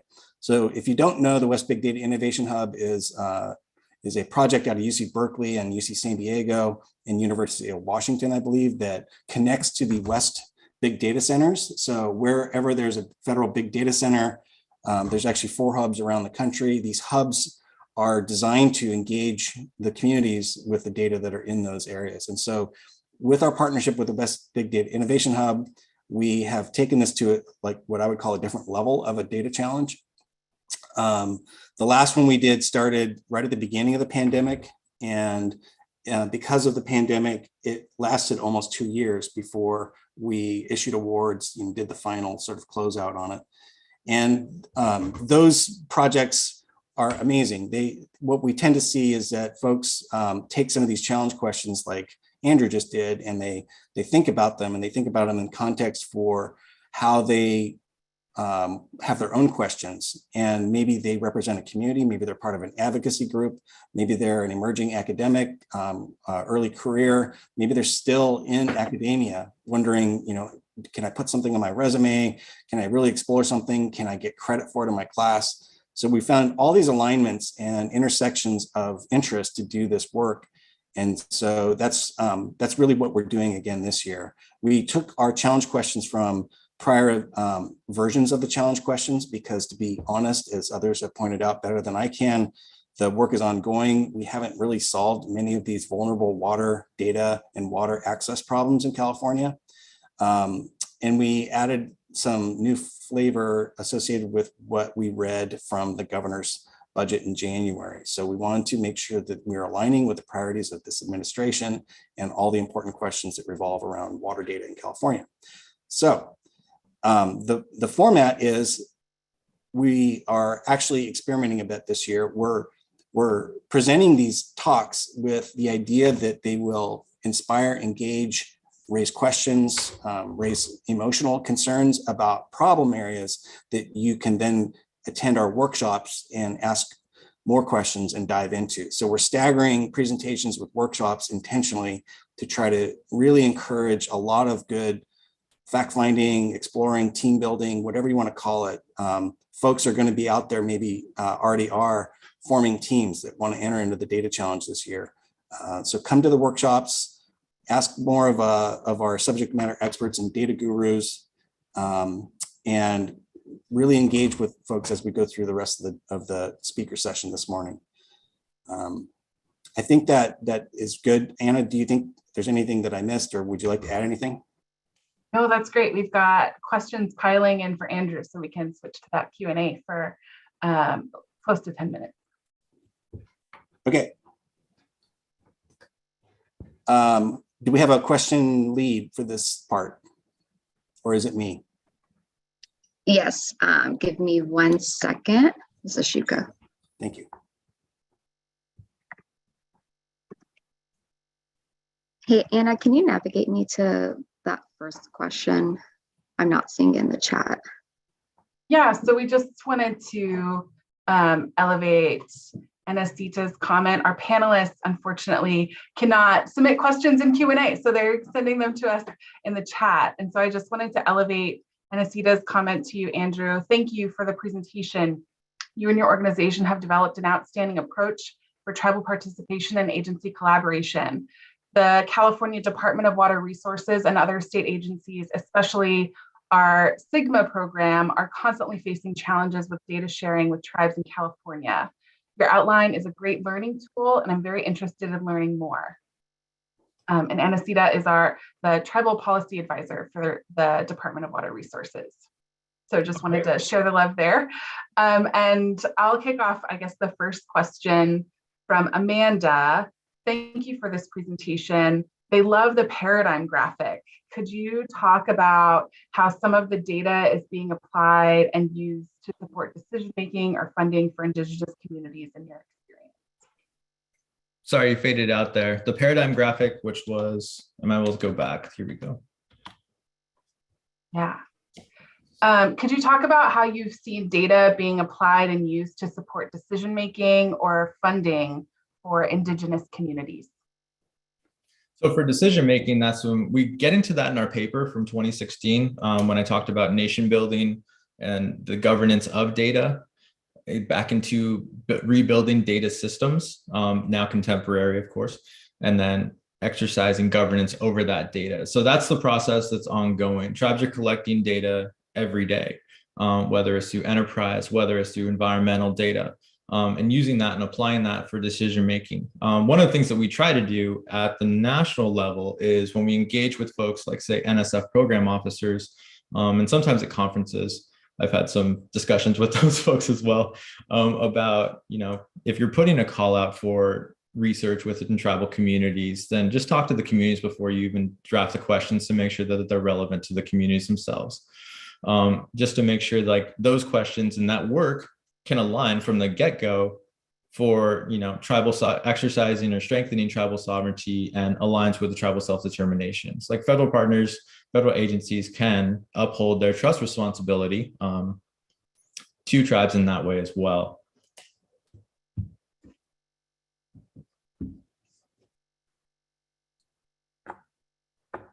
All right, we have another. Did you want to say something, Greg? Nope, go for it. Okay. So the next question is, were any tribal communities in California consulted in drafting or publishing AB 1775? That's a great question. I recently just moved to Sacramento about a month ago. So my information on AB 1755 is very new as of maybe a week ago when I began preparing for this talk. But that's also a question because when I searched through the document itself, I didn't see tribes or Indian tribes or natives or Native Americans found within the document at all. Maybe someone else on the panel is able to answer that question. We'll be saving these. We'll have a moderated conversation at the end too. So we have time for, I think, one or two more questions, Shika. Yeah, so here's one more.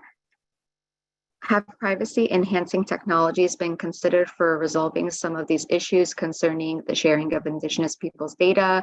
Example, homomorphic encryption, secure multi-party computation, gated access. Sorry, those were some examples.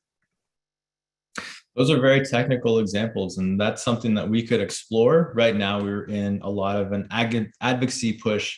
The CARE principles came out 2018, 2019, and then COVID hit. And we really had to pump the brakes on the movement forward. So it kind of slowed our momentum, but there are areas that we can explore.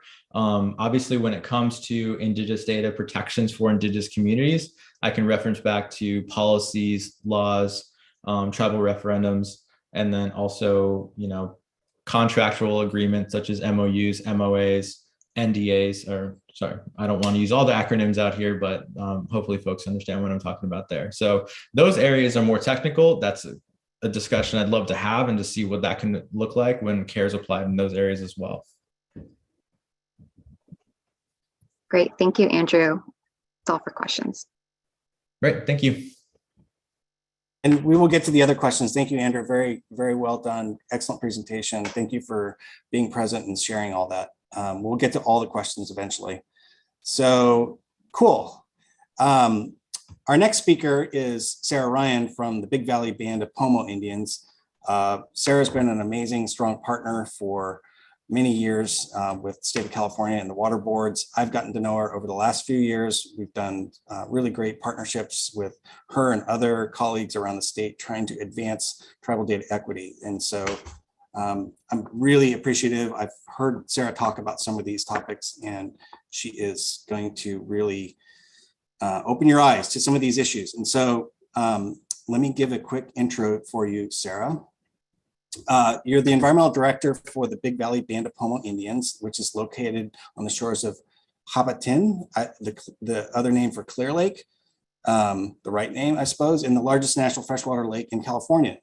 Sarah has a degree in government from the College of William and Mary in Virginia and has obtained various certifications for environmental protection activities that she performs on a regular basis. She works really, really well with data and works closely with the boards on advancing and advocating for both the tribal and indigenous data issues, but as well as just the outcomes surrounding the whole community in California, larger than just the footprint of where she is located. So with that, thank you, Sarah, for being here, and take it away.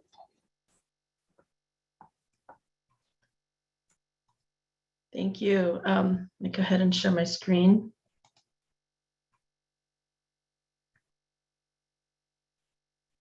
Can you see it? I think we have your slides. I think the idea is you could advance them by clicking on the screen, Oh, okay. and then you can left arrow, right arrow, and advance them. Okay, so you can see the screen. We can see the title screen. Why don't you try to click to the right? Click your mouse in the middle of the screen first, and then click to the right. You seeing it switch? I am not seeing it advance. Is anyone else? No, Michelle, maybe you could just advance Sarah's slides for her. Perfect. Thank you. Sorry about that. There we go. Thanks. All right. Hi, everybody. Thank you so much for inviting me to speak at this symposium. And as you mentioned, there's a lot of great things that the tribes in California are doing with water quality and data. And I'm so glad to be following the presentations by both, of course, the Deputy Secretary Bitte Becker, as well as Andrew's presentation on data sovereignty. And this, if you'd like to move to the next slide, please. This presentation, I'm going to be talking about tribal water programs in general, beneficial uses, which are just the different uses of the waters of California. Go into a little detail about our cyanobacteria and cyanotoxin monitoring program on Clear Lake that was developed by the tribes, and then talk about some public health issues that occurred in 2021 because of cyanotoxins. Next slide, please. As Bitte mentioned, there are 109 federally recognized tribes in California. They are physically, the rancherias or the reservations are specifically in 34 of the 58 counties in California. There are also 78 tribes petitioning for recognition, and that number might have gone up. Even though the physical lands, rancheria boundaries are in some of the water board regions, not all of them, but there are tribal interests in all of the regions because of tribes being throughout all these lands since time immemorial. There is a great document, Appendix B, of the Cal EPA Tribal Consultation Protocol, where the basically the list of all of the tribes who have identified concerns in the counties in California are listed. So it's really useful to see. And I recommend everybody taking a look. Okay, next slide, please. This map actually is a pre-contact of tribal territories. There are tribal interests, as I mentioned, in all of the regions, and tribal people may and probably are still stewarding their resources, their lands, even though you might not see physical presence there, rancheria, as I said, tribal offices, but they are still taking care of the land and natural resources in these areas as they always have done. Next slide, please. Tribes, as both of our previous speakers have already mentioned, tribes are always paying attention to what's going on around them, of course, because the medicines, the foods, the things used for ceremonies, all of these different natural resources are important to people as they continue their traditions and traditional activities. And one of the ways that tribes can be engaged in that is by doing water quality monitoring. Not every tribe is doing that necessarily, and not every tribe is doing it as sharing that data. But there are many tribes that make their data available. And so in some of the work that I do, I like to encourage outside agencies to look at tribes as water quality data partners, because they are looking at, out there paying attention to what's going on to these to the environment, and have been noting and identifying concerning issues for many decades in terms of the loss of species, the quality of the water, and just the quality of the resources. And the more that tribes and outside agencies are working together and outside entities are working together on things, you'll find that there's improvements in the environment.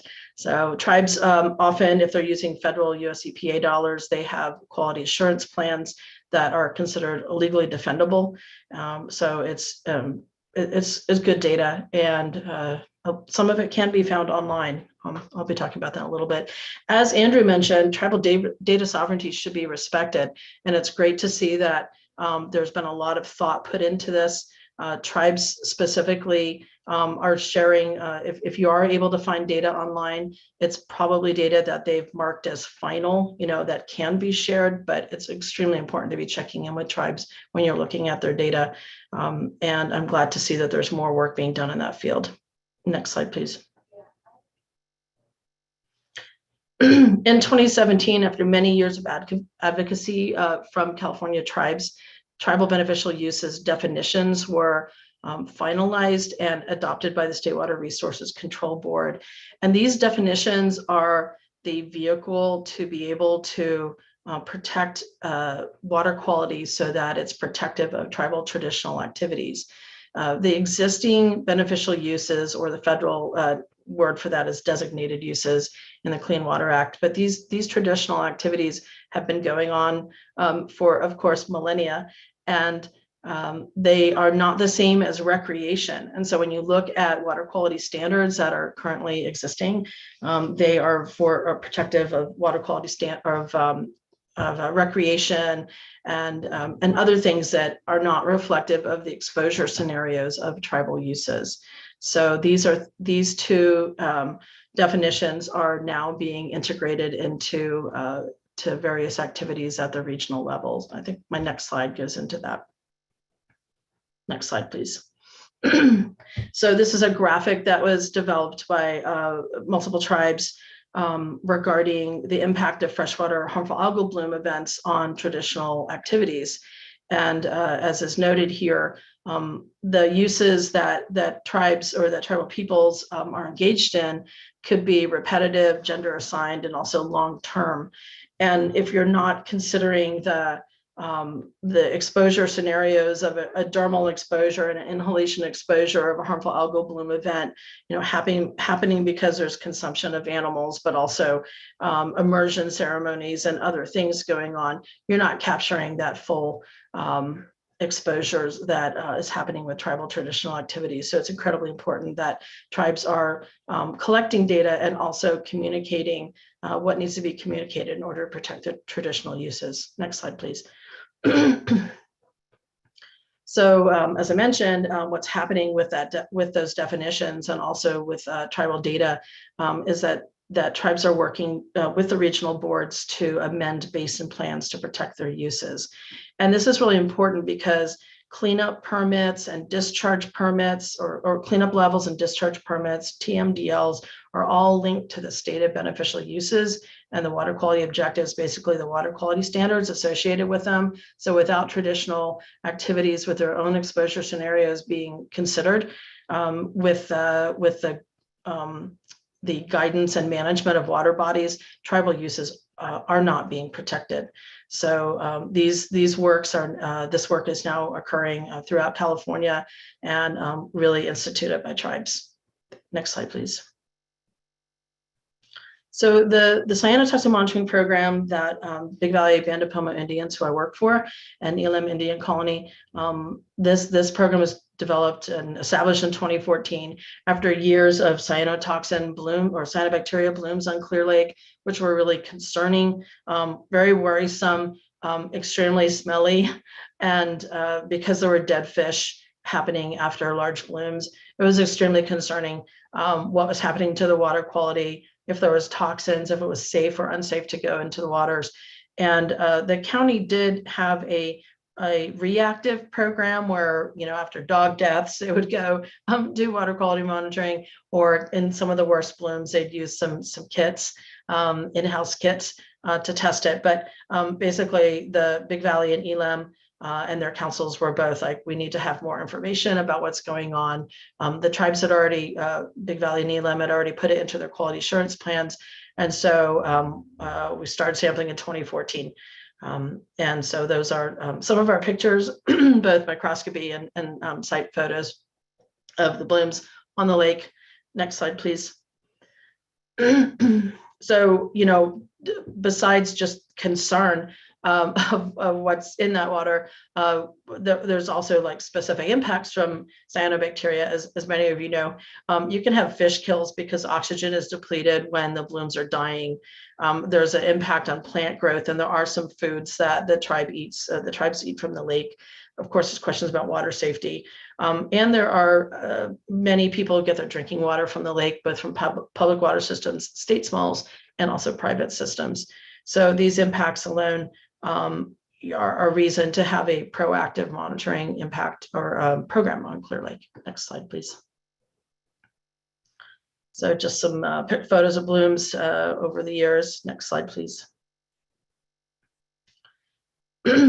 In our monitoring program, we're actually doing site photos and also microscopy. So it's nice to see them side by side. So Microcystis and Lyngbio bloom on the left side. So that's a site photo, and that's what it looked like under the microscope. So we are in our program, which I'll go into in a moment. We actually post these types of photos online so that we're educating the public about what a bloom could look like, and then also providing the toxin analysis or data for the public to see, and of course the tribes to see. Next slide, please.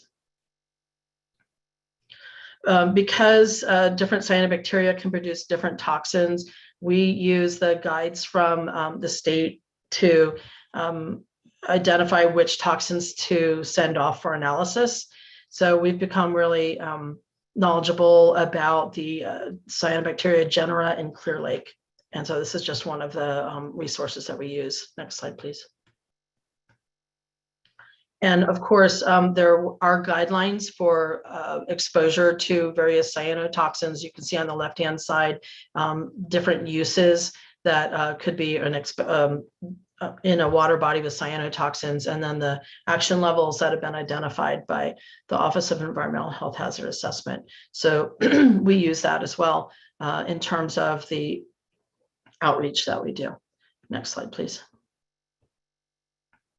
So our program, as I mentioned, began in 2014 because the tribes wanted more information on blooms, and we realized we had to start the program.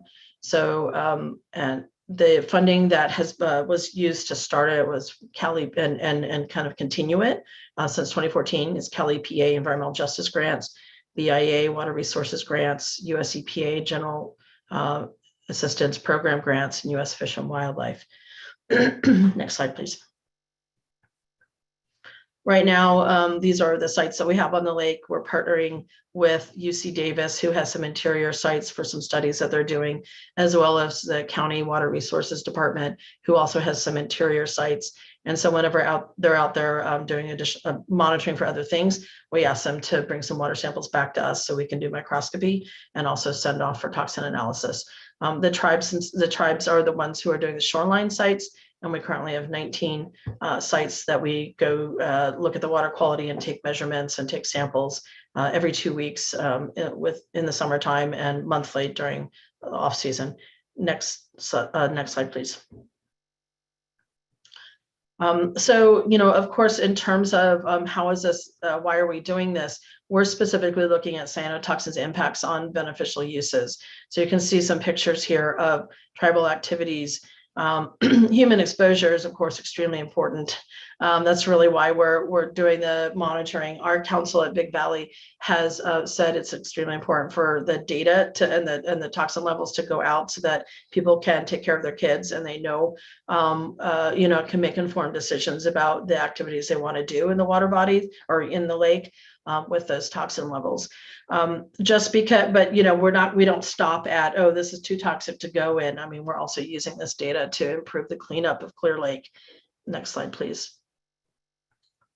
We're also aware of the public water systems that are on Clear Lake. And as I've mentioned here, it serves about 60% of Lake County residents.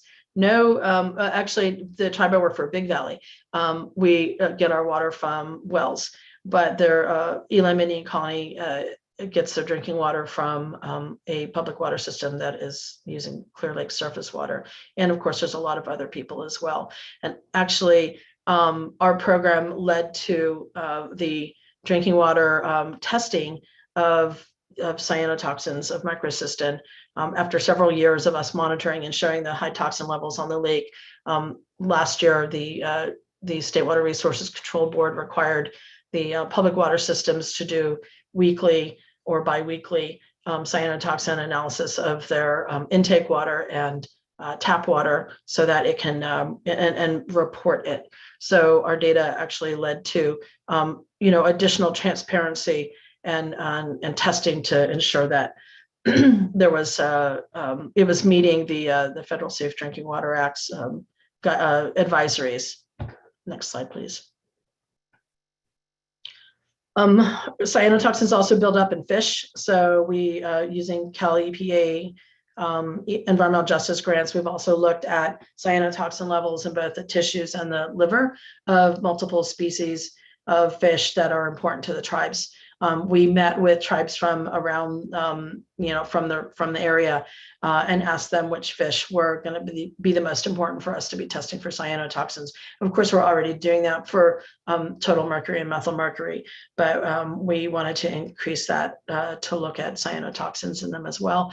And with this graphic, you can see that the OEHA sports fish tissue level, sports fish consumption, which is, I believe, 1 meal a week, which is not subsistence consumption, that 10 nanograms per gram for microcystin is the action level. So you can imagine that for subsistence consumption of fish that have cyanotoxins, that the action level is, of course, much lower, which means that even more of these fish, and this is just a small subset of our data, but even more of these fish would be not safe to eat in terms of cyanotoxin or microcystin levels. Next slide, please. A little bit of data about that fish cyanotoxin study. We actually had a number of fish in our frozen inventory.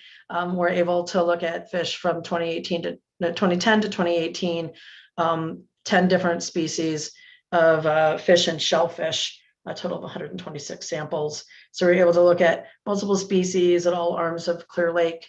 It's the largest natural freshwater lake in California. So being able to get fish from multiple areas is really important, and looking at toxin levels from all seasons. So that's some of the data we have, and we did submit it to CEDN as part of the Cal EPA EJ. Next slide, please. So we do educate the public about the water quality conditions. You can see we have a Facebook page, Clear Lake Water Quality. We also have on the tribe's website, we are putting whatever the results are of the toxin analysis. We are providing a map of the toxin levels and the actual data lab results. We usually have photos of the site conditions, the microscopy, and any other information. So to educate the public about it. And you can see, at least with the Clear Lake Water Quality one, that that particular post reached 6,500 people. We have a lot of people who keep an eye out on our posts on Facebook, as well as go to our website. The graphic on the right are the signs that the county has installed at our monitoring locations, and also some other public areas where we monitor, which are basically the beaches and the high recreational areas and the fishing areas and the tribally important areas. So that's and there's a little QR code that harkens back to our website with the data. Next slide, please. We did form a task force with our cyanotoxin results and program, and these are the folks who are involved. It's a federal, local, and state. Next slide, please. And of course, after years of doing this, we've definitely found some good, identified some good information that's improved the monitoring or the outreach communication to the public. The county used to say that if there's no bloom, that it's okay, to go in there. So we found evidence that no, it's not always okay. The right side, you can see the sampler's boot, but has almost warning levels of toxins, whereas on the left side, it's below caution levels of toxins, but very green. Next slide, please. So we do also do outreach about trends of different sites, and this particular graphic is what it looked like in 2021. And you can see that there's multiple areas that it's above danger most frequently throughout the summertime. Next slide, please. And that's just the information that we share with the county, where we can see the trends of the different caution, warning, and danger. And also we found that for 2021, there were multiple sites that was at caution, warning, and danger 100% of the time when we were monitoring it in the summertime. Next slide, please. As part of an extension of our program, we're working with Tracking California, which is part of or connected with the Public Health Institute. And we have a CDC grant where we're looking at the tap water of these private systems on the lake. There's hundreds of them, hundreds of people who have their homes on the lake that have their own pipes. And we started testing last year for cyanotoxins and other contaminants in their drinking water. Next slide, please. Because of the high cyanotoxin levels, we were very concerned and started sampling early in the season, or by midsummer, and we were finding intact cyanobacteria after all of their treatment of these private systems. And those are some photos from the tap water. And we also found that the highest value in the tap water was over the US EPA health advisory is 0.3 micrograms per liter, and the highest value we saw in the tap water of these private homes was 3.85, so an order of magnitude higher. And Anna, I see your message, and I will be wrapping up in the next 2 slides, I believe. Because we were finding this data, next slide, and identifying the vulnerability of these homes, we of course communicated that to the county public health officer, and they did issue a public health advisory asking for the folks who are getting their water from homes or from the lake in certain areas of the lake to not drink their drinking water or their tap water. And that was a public health advisory for a 2-month period. Next slide, there was actually identified 2 local water companies who established a pair of water filling stations for these homes. So that's a map that we produced, and also the location of where they could get their water to supply their homes during this health advisory. Next slide, please. So just in terms of our program, we are continuing doing cyanotoxin monitoring of the tap water analysis, but also and Clear Lake, but with CalWatch, we're also doing using spat bags and grab samples to look at cyanotoxins in the creeks. We have secured some funding for additional testing of tribal species of concern for cyanotoxins, and we are working with the local government to inform them about this data, to collaborate with them, and just to make sure the public and of course the tribes are aware of what we're seeing out there. Next slide, please. And I believe that's it. Thank you so much. Awesome. Thank you, Sarah. The timing is such that we will hold her questions till the end. We have a lot of time at the end to have moderated discussion, so we will get to them all. I'd like to now introduce our next speaker. Our next speaker is Aaron Dickinson. I had the pleasure of meeting him and watching him do some of this work. He's a recent graduate from Duke's Sanford School of Public Policy. He's worked in water policy in both California and Texas. And he's worked with a number of environmentally focused organizations, including the St. Bechtel Jr. Foundation, Water Education for Latino Leaders, and Save Our Springs Alliance. Aaron, please take us away, and thank you for coming here. Hi, I'm trying to start my video. It's not letting me, so I'll just go into the presentation. Everyone can hear me, right? Yes, we can hear you. Great, thanks. All right, there we go. And so before I start, I do want to acknowledge that right now I'm, oh, there's my video. That right now I'm sitting on the land belonging to the Comanche, Wichita, Tuacahn, Humanos, and the Kickapoo tribes. And I just wanted to acknowledge that before beginning today. It's so great to see you all, and thanks to Greg and Anna for organizing this conference, and thank you all for making the time to be here and hear us speak today. Again, my name is Aaron Dickinson, and I was lucky to partner with this project with the California Water Data Consortium. I'm excited to be presenting to you all about this work, and so let's begin. Before we start, I just wanted to give some quick context on AB 755, which I think by this point you're all familiar with, but I thought it would be good to include some hopefully helpful context. So AB 755, or California's Open and Transparent Water Data Act, passed in 2016, and it was the first state policy to kind of require this consolidation of water data on a single platform. And the Open and Transparent Water Data Act really stood on this idea of, the idea of really improving government efficiency and interagency communication and information sharing, but also really, this idea to make data accessible for everyone. Or that's my interpretation, right? And this idea of accessibility or data access is important because this is really where this project developed from, or where the projects around, where the conversations around this project started. So data equity and data access were kind of these twinned ideas, I guess, when I first started looking at AB 755. And some of the questions I was considering were like, who was using this platform and what were the barriers to using this portal? And I think even then we were discussing ideas around, data literacy and what are the questions people are trying to answer when they look for data even. And I think that was kind of what helped pulled what was initially the idea of access into this idea of access and equity and bringing the question into something much broader. And then it became kind of, when not only just like when the data is published, but all right, throughout the reporting process, who's reporting and why are they reporting and are there barriers to reporting? And does everyone have the capacity to be part of that data collection process? Had communities or organizations been collecting this data? And were they being funded by the state? Were they not being funded by the state? And where was most of the state regarding just general technical capacity, right? Again, to this question of, who's a part of the process, who's able to be part of a process and who wants to be part of the process.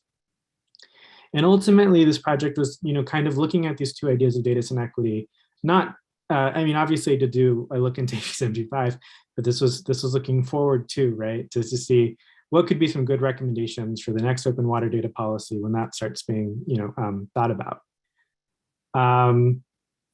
So before I get further into the project description, I do kind of want to acknowledge some of the limitations I ran into.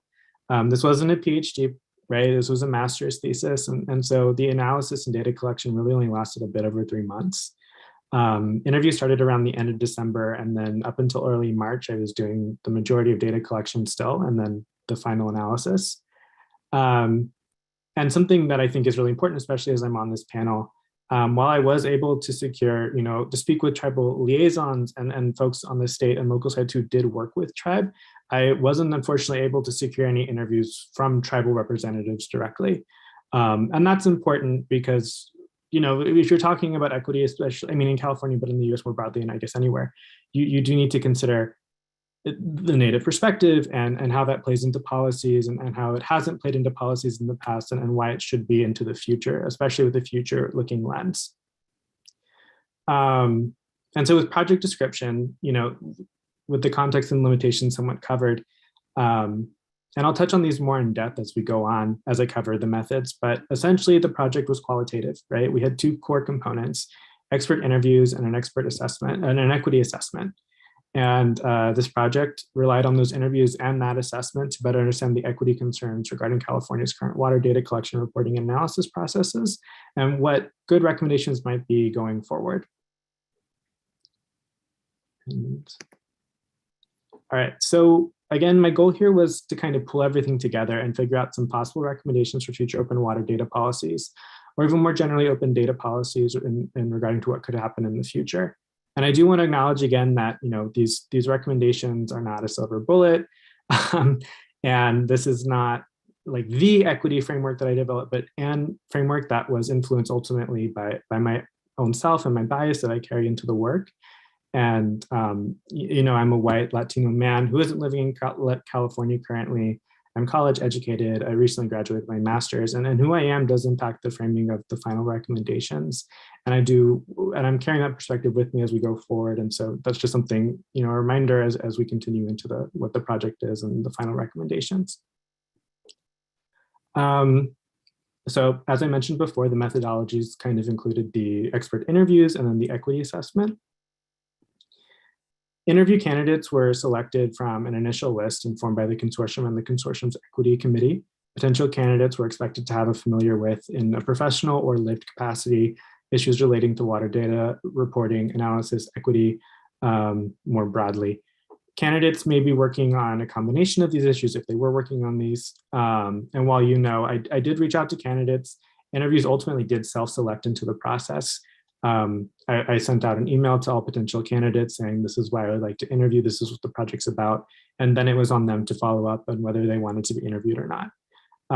Something that I did in the project was I anonymized all kind of the data I collected to try and remove any sort of identifying information, because I didn't want people coming into these interviews to feel that I respected their privacy in this process, and that they weren't worried about any of this, that they felt more able to be candid throughout the interview process. And so I did a small chart kind of representing the demographics in terms of sectors of the people I did interview. And you'll see a slight majority here when it comes to folks from local agencies, which I included counties and the more regional offices. So the equity assessment, and again, to qualify, this is not the equity assessment, but just an equity assessment that I put together to help frame my project and the final recommendations. The equity assessment was informed by the expert interviews, a mid-project review that I conducted with the consortium's equity committee, and then a landscape review generally of what the water sector and more broadly people were talking about in terms of equity and data access. The landscape review included readings like the Principles for Environmental Justice, the Equitable Evaluation Framing Paper by the Equitable Evaluation Initiative, and Aaron Kanzig's Environmental Justice Policies at the State Level, Symbolic Rhetoric, or Tangible Impacts. And those are just 3 examples of some of the documents I did pull together ultimately for what would be the equity framework I used. And then click. All right, so recommendations. Ultimately, I decided with access, community engagement, and evaluation and monitoring as kind of like 3 umbrella recommendations, as I call them, that really tied together a lot of the data gathered from the interviews and the equity assessment. These 3 recommendations are kind of what I think open water data policy should consider moving forward. Access really captures this focus on, who we are looking at for audiences, and ensuring those audiences are able to access the information they're looking for in a way they can understand. Community engagement ultimately is this idea about partnerships and maintaining positive relationships with communities, and not just between the state and stakeholders, but between stakeholders as well. And ensuring that those audiences, and a lot of interviewees really did consider this idea, the idea of being community engagement and building partnerships pretty heavily throughout conversations. And then finally, evaluation and monitoring really took this idea of, looking at policy implementation, and not just AB 755, but any policy and any policy moving forward, not just as like a one and done process or even like a set and cement kind of process, but instead an ongoing process that allows for key opportunities to reflect and adapt to what's happening in the state, to what kind of feedback you're getting throughout community engagement or getting directly from communities. Which I think moving forward are important things to include in an open water data policy. And so the role of equity, as I mentioned before, kind of going into this project and having those initial conversations, we did want equity to be centered, right? We wanted this idea of, okay, how have people been left out of the data processes in California? How did AB 755 work, if it did at all, to kind of include people who had been kind of left out of that process?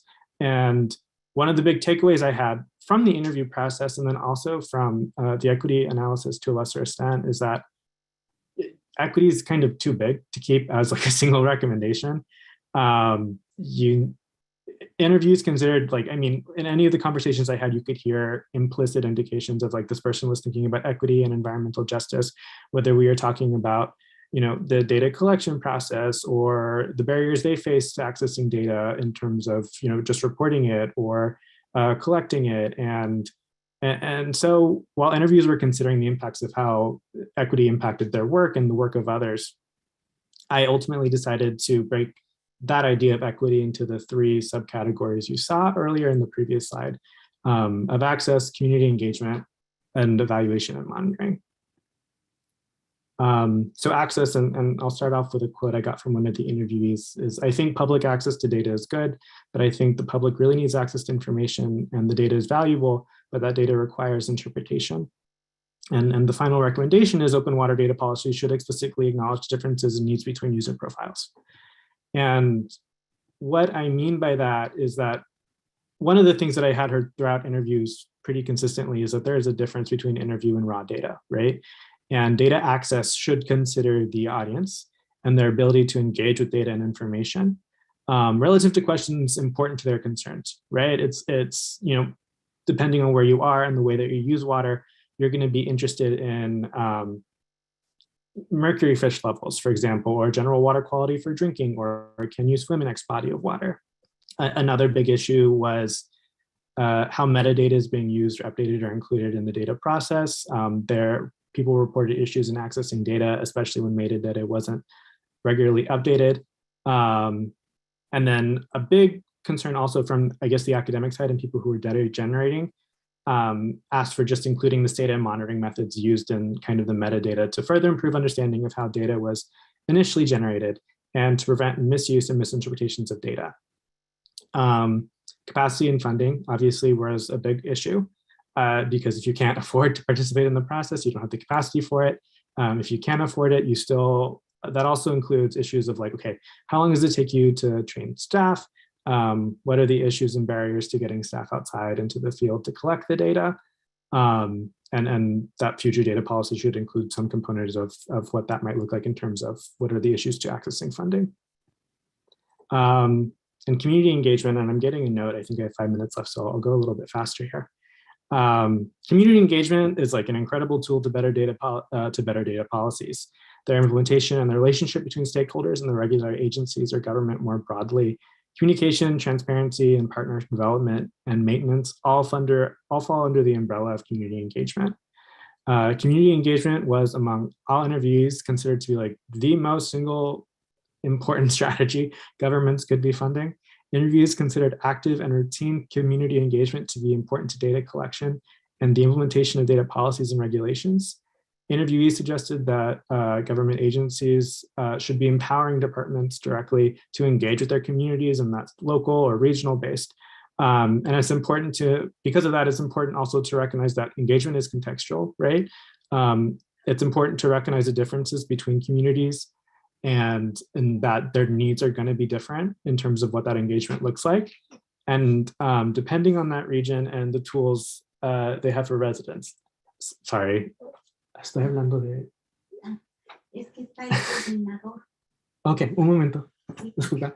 Sorry about that. I have very young children in the house, my cousins, and they came in. Sorry about that.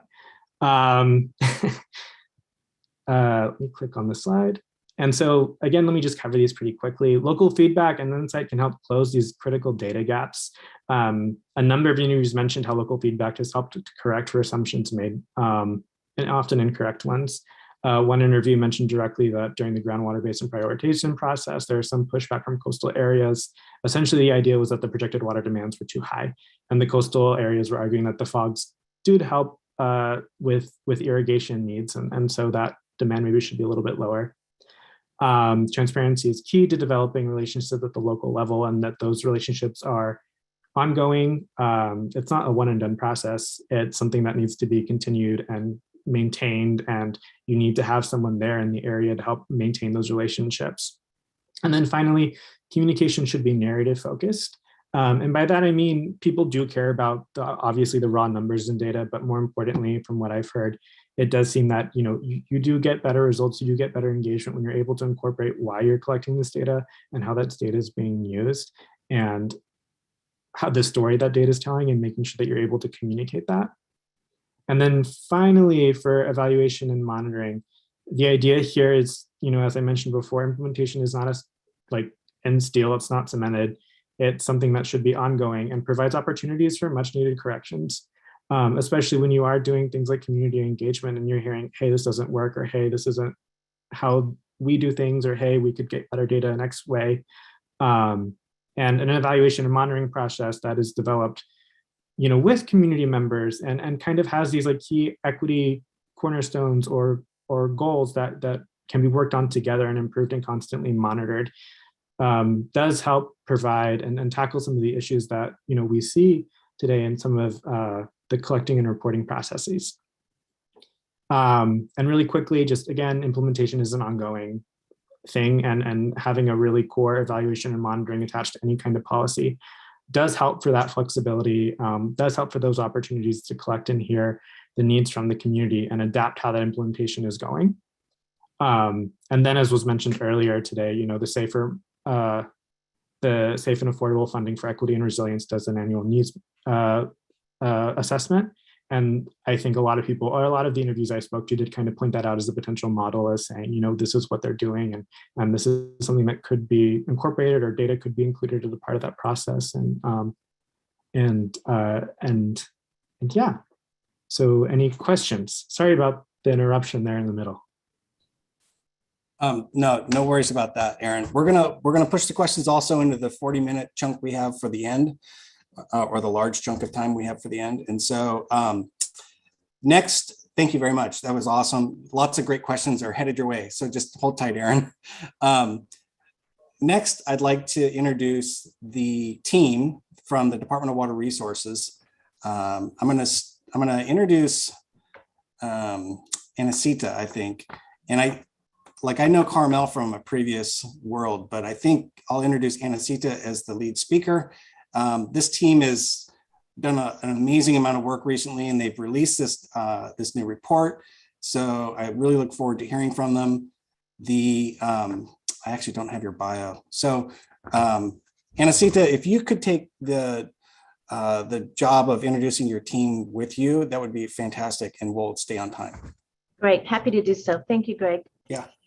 So good morning, everyone. On behalf of the Department of Water Resources, we really appreciate this opportunity to join our water community.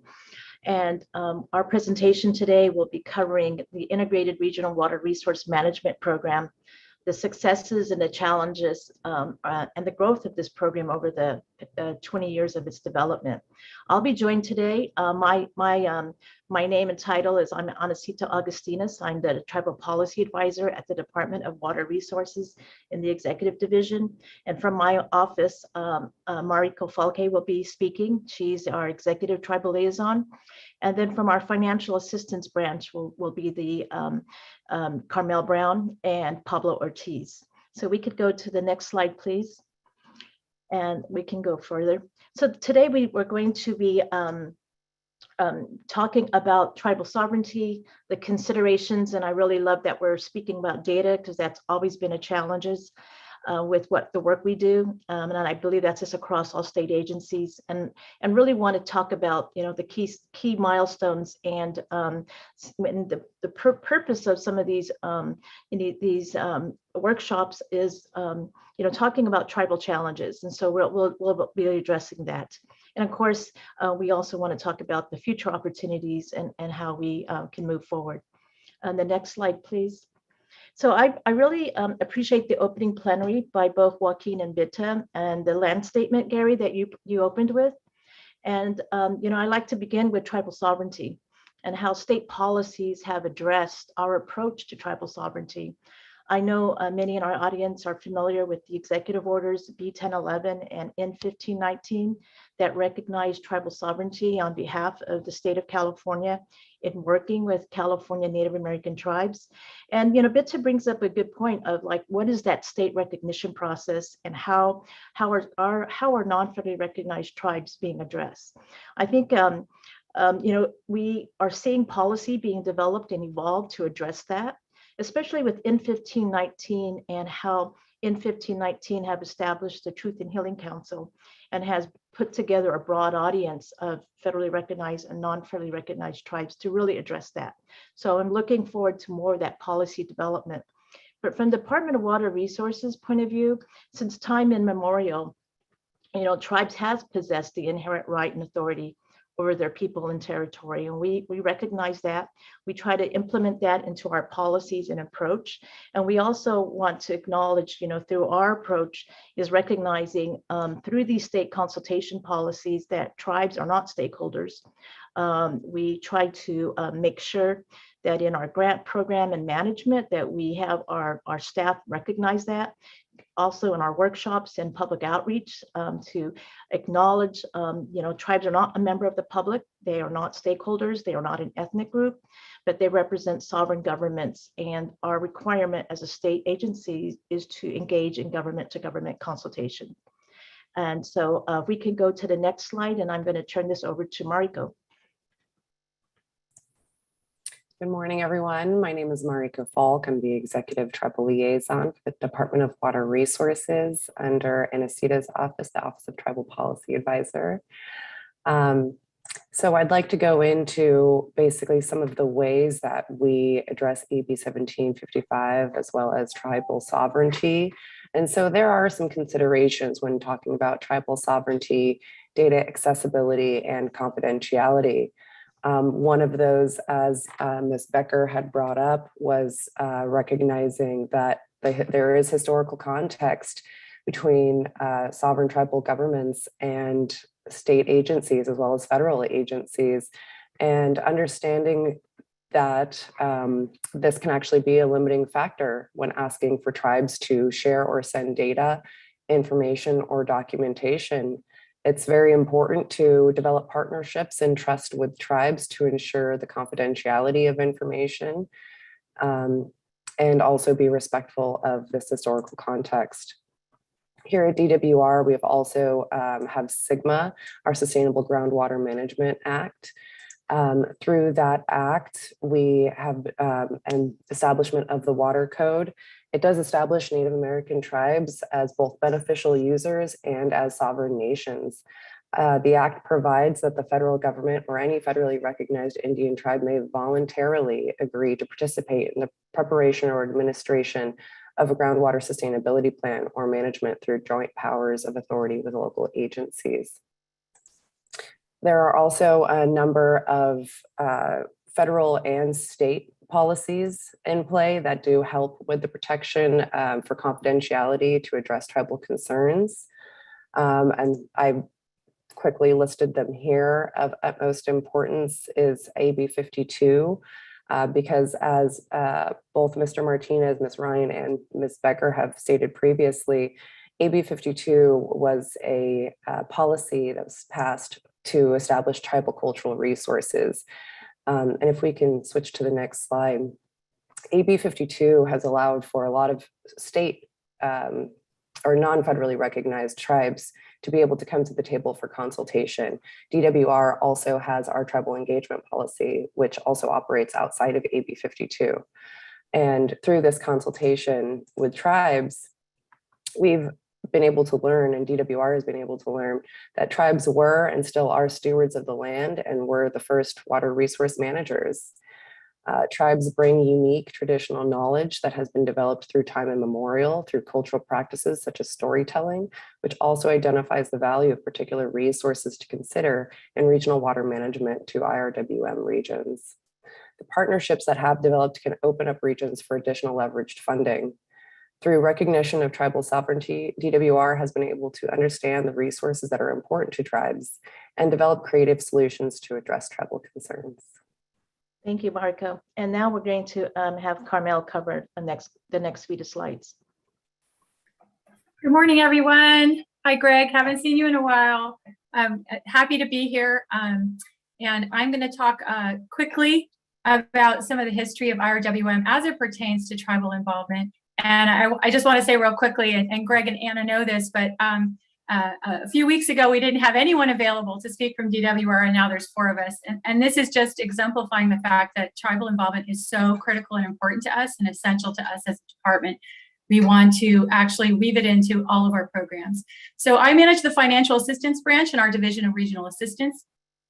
We run grants through our branch to all different types of entities across the state, and tribal tribes are now eligible applicants for our grants. But the history of the integrated regional water management process really started in 2002 with the passage of SB 1672. That was the IRWIMP, we call this IRWIMP Planning Act. And this encouraged voluntary formation of regional water management groups to improve local agency coordination and develop regional plans, we call them IRWIMP plans, to protect watersheds. There was a roundtable of regions founded. We started our disadvantaged community pilot projects in 2011. I should say that early on, there was a number of pieces of legislation that recognized the term disadvantaged communities and started earmarking some of the funds in the various pieces of legislation to disadvantaged communities. What we saw early on was a big problem with there wasn't a specific mention of tribes, and a lot of the tribes would not consider themselves to be disadvantaged communities. So we really have been taking strides as a department to really try to recognize the sovereign status and government status of tribes.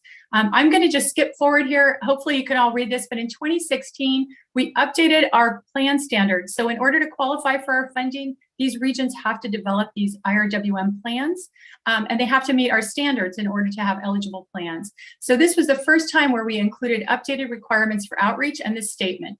Native American tribes, it should be noted that tribes are sovereign nations, and as such, coordination with tribes is on a government-to-government basis. So this was a really key milestone for us in our programs.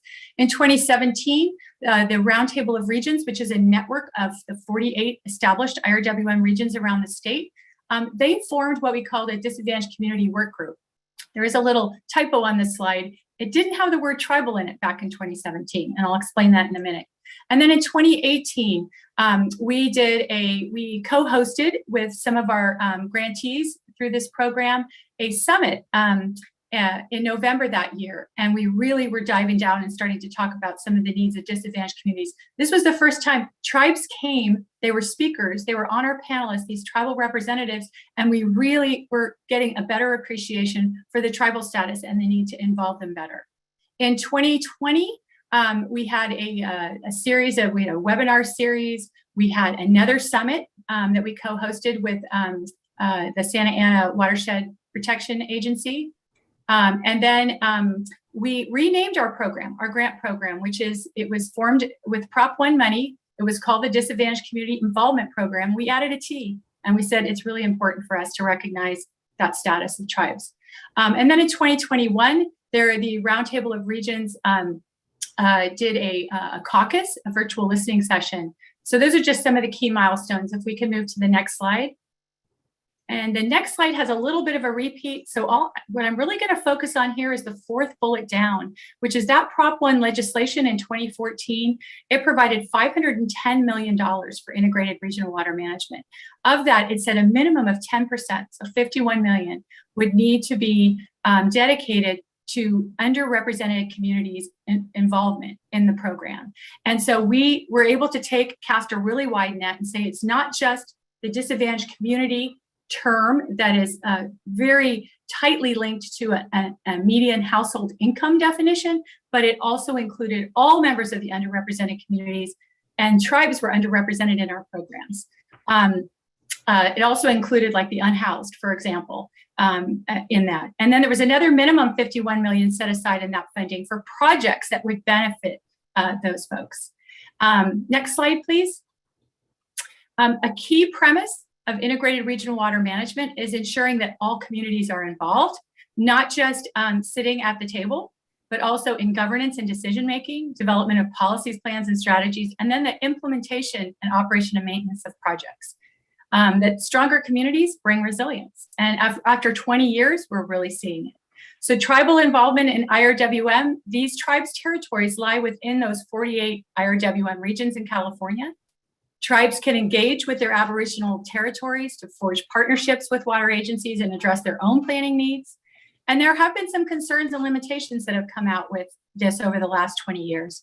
The jurisdiction, water rights, and sovereign immunity issues have always been big ones.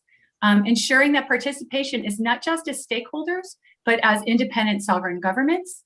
And then there's limited resources and capacities for tribes to participate. And unfortunately, it does take time and money to apply for grants and involve yourself in a planning process. Next slide, please. These are just a few examples of some of the tribal involvement in IRWM around the state. I wanted to point out the North Coast Partnership, which is at the top. We've only mentioned the Karuk there, but there are a number of tribes and a growing number of tribes that are leaders in the governance and in the steering committees and the advisory committees. And that North Coast Partnership has received quite a bit of Prop 84 and Prop 1 funding over the years. I wanted to jump to the third bullet, which is the Santa Ynez Band of Chumash Indians. They are actively participating in the Santa Barbara IRWM region governance. Again, Sam Cohen with the Santa Ynez Band is actually a steering committee member and has a vote. The Amah Mutsun, that fourth bullet there, that is a non-federally recognized tribe participating in both our Central Coast and San Francisco regional programs. And that's huge. This is really, really important. The Amah Mutsun doesn't have land in these areas, but they definitely have an interest and they need to be benefiting. So there's some exciting things happening there. So next slide, please. So just quickly to introduce this program that we're running, which we call the Disadvantaged Community Tribal Involvement Program, had three major goals. One was to welcome contributions from all and conduct the outreach and bring everybody's voices to the table. And then number two is assessing and documenting the needs. And Pablo is going to talk in a minute about some of the high-level findings that we came out with from this program for tribal needs. And then creating opportunities for long-term solutions, developing, identifying projects that could be good candidates for funding. So I'm going to turn it over to Pablo Ortiz now. Thanks, Pablo. Great, thanks, Carmel. I'll try and keep us on time. Let's see. Okay, great. So as part of the IRWM process, the department conducted a statewide needs assessment of funding areas, specifically disadvantaged community and tribal involvement in those funding areas. And so, of course, a lot of very diverse needs and challenges from those funding areas. But here are a few kind of high-level identified needs. Particularly, we've identified aging and potentially inadequate drinking water and wastewater systems. This shows a need for projects on tribal lands and with tribal governments. But of course, another identified challenge, that funding, that staff, project development, technical assistance is often not there, with often staff working on water rights, tribal beneficial uses, a lot of other concerns. Additionally, water rights and exclusion from planning were also issues that a lot of tribes brought up in a lot of regions identified. And then as far as the planning process is concerned, two challenges, one, that tribal territories may not align with IRWM regions. You might see that tribal territory straddles 2, 3, maybe 4 IRWM regions. It's hard to keep in touch with all of those planning groups. And that definitely brings challenges to getting projects and particularly multi-benefit projects out there. And then lastly, tribal members may not live on their ancestral homelands. This is the case for certain regions, maybe not others, but that also means that they might be missed in engagement efforts, whereas people conducting outreach may not know exactly who to contact. But there are also some successes in IRWM in these regions. So tribes that were already involved in IRWM governance structures, particularly North Coast Resources Partnership is a prime example, had greater access to planning and project funding. So there are several tribal projects that have been funded, and that number is continuing to grow. Regions with a designated and funded tribal liaison, that can be an individual, it can be an NGO. They had greater success in engagement, so being able to survey tribal members and bring them to the table. And then finally, engagement through the Roundtable of Regions, DACD Working Group, and also participation on the Roundtable of Regions Advisory Board that enhances local work and hopefully will continue to bring in tribal engagement. Pablo, could we just go ahead and advance to future opportunities? Sure, let's do that. Thank you. So in the last couple of minutes here, I just really wanted to wrap up with how Department of Water Resources is creating our attempts at creating model agreements. Tribal sovereignty and the issues of contracting of limited waiver tribal sovereign immunity has been a long standing issue. It's been a hurdle for tribes who have been eligible for funding, but when it comes to the signing on the dotted line for funding, some tribes have stepped back from funding because of certain contracting language. So we are working on creating model agreements, working with tribes, and we're also finding that tribes are also using the legislative process itself, not just relying on the legislation to do bond funding, but also doing direct funding. And what we've also learned is that when it comes to emergency funding that we have done is, creating tribal set-asides has been a great opportunity to make sure that there's tribal participation. The other things that we're doing besides the grant set-aside at Department of Water Resources, as many departments throughout the state are doing, is revising what we look at as our diversity, equity, and inclusion policy.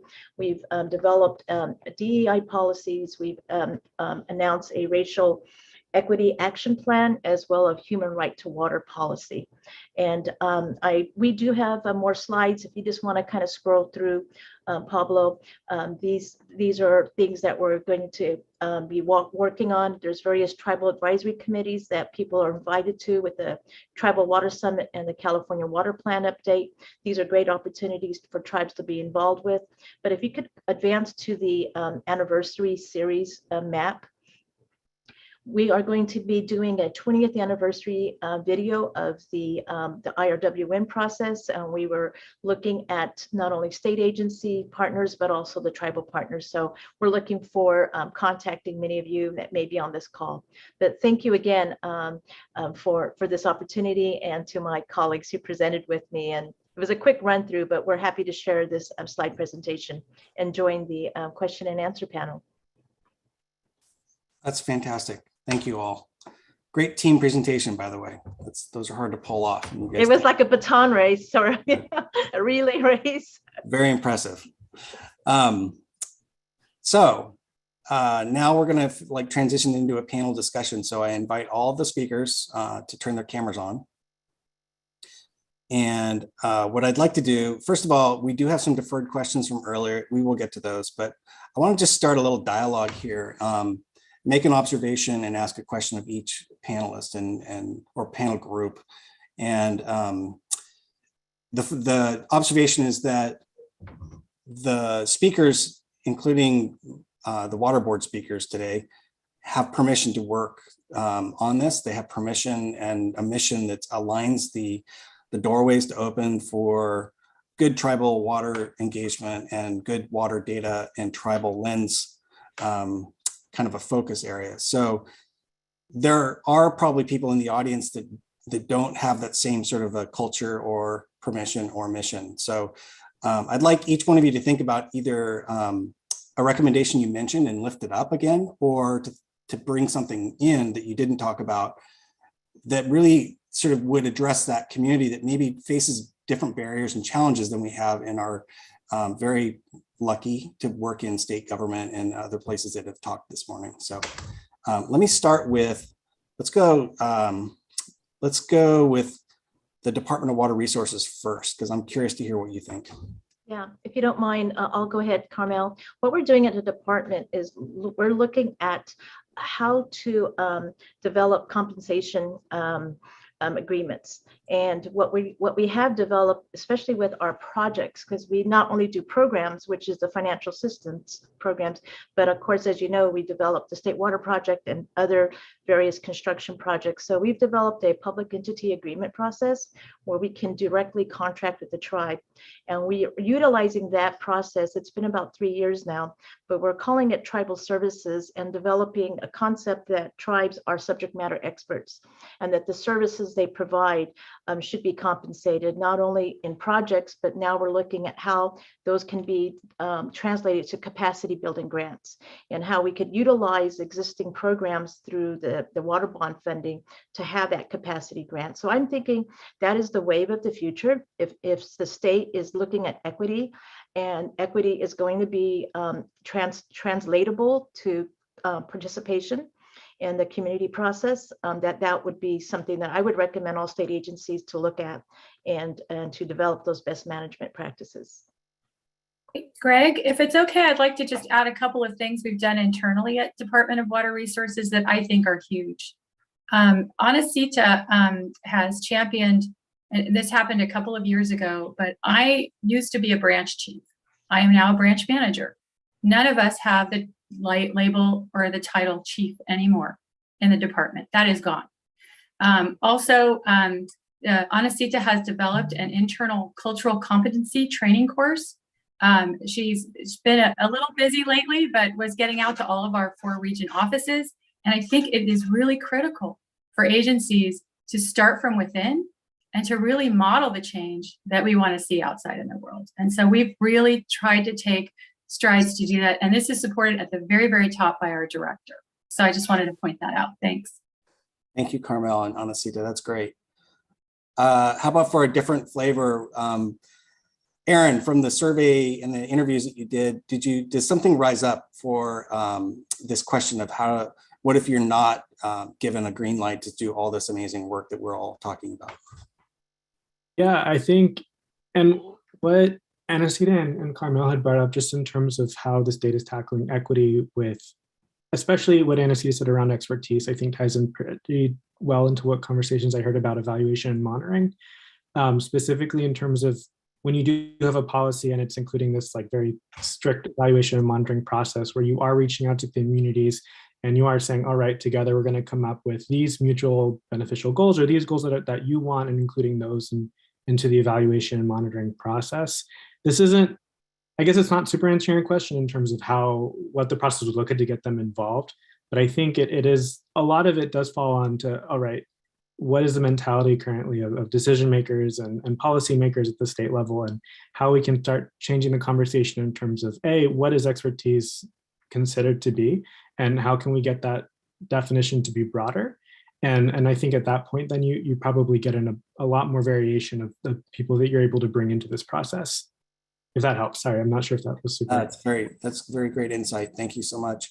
Okay, Andrew, from your perspective, both as a member of a tribe, but also doing your research, how would you address that question? Yeah, so I'd say I'm in the middle, right? So as an academic working at a university, engaging with tribal leaders and communities, but also receiving the funding that's coming in from, national funding orgs or even state funding orgs. From my perspective, it is going back and forth. I have to abide by what the tribes want and what the tribes identify as concerns. And I also have to identify by the funding requirements as well. But from my end, I don't mind pushing back on funding requirements and saying, like, these are the sort of outputs that we're looking for. It's like, well, okay, you define these outputs. What are the outputs that are necessary for the tribes? And this is how we can continue to develop, even like bite-sized incrementally through the process and make these changes. All of the information, all of the perspectives that are here or being presented today they're not nascent, they're not novel. There's something that has been advanced throughout time to get us to this point, and we continue to move forward through making these changes, whether it's through terminology, whether it's through even getting to the technical side of like updating our agreements in which we use to engage with communities themselves, defaulting back to what does equity mean to tribal communities? What does tribal sovereignty mean for researchers? How does that enacted and protected from that end? So there's a lot of different ways it can go. And so I'll just pause right there and then let the other panel speak as well. Okay, well, that hands the baton to you, Sarah. What are your thoughts on like a lift up recommendation for an important thing that we could all do? Well, we've found that actually the universities is where there's a lot of difficulty and challenges.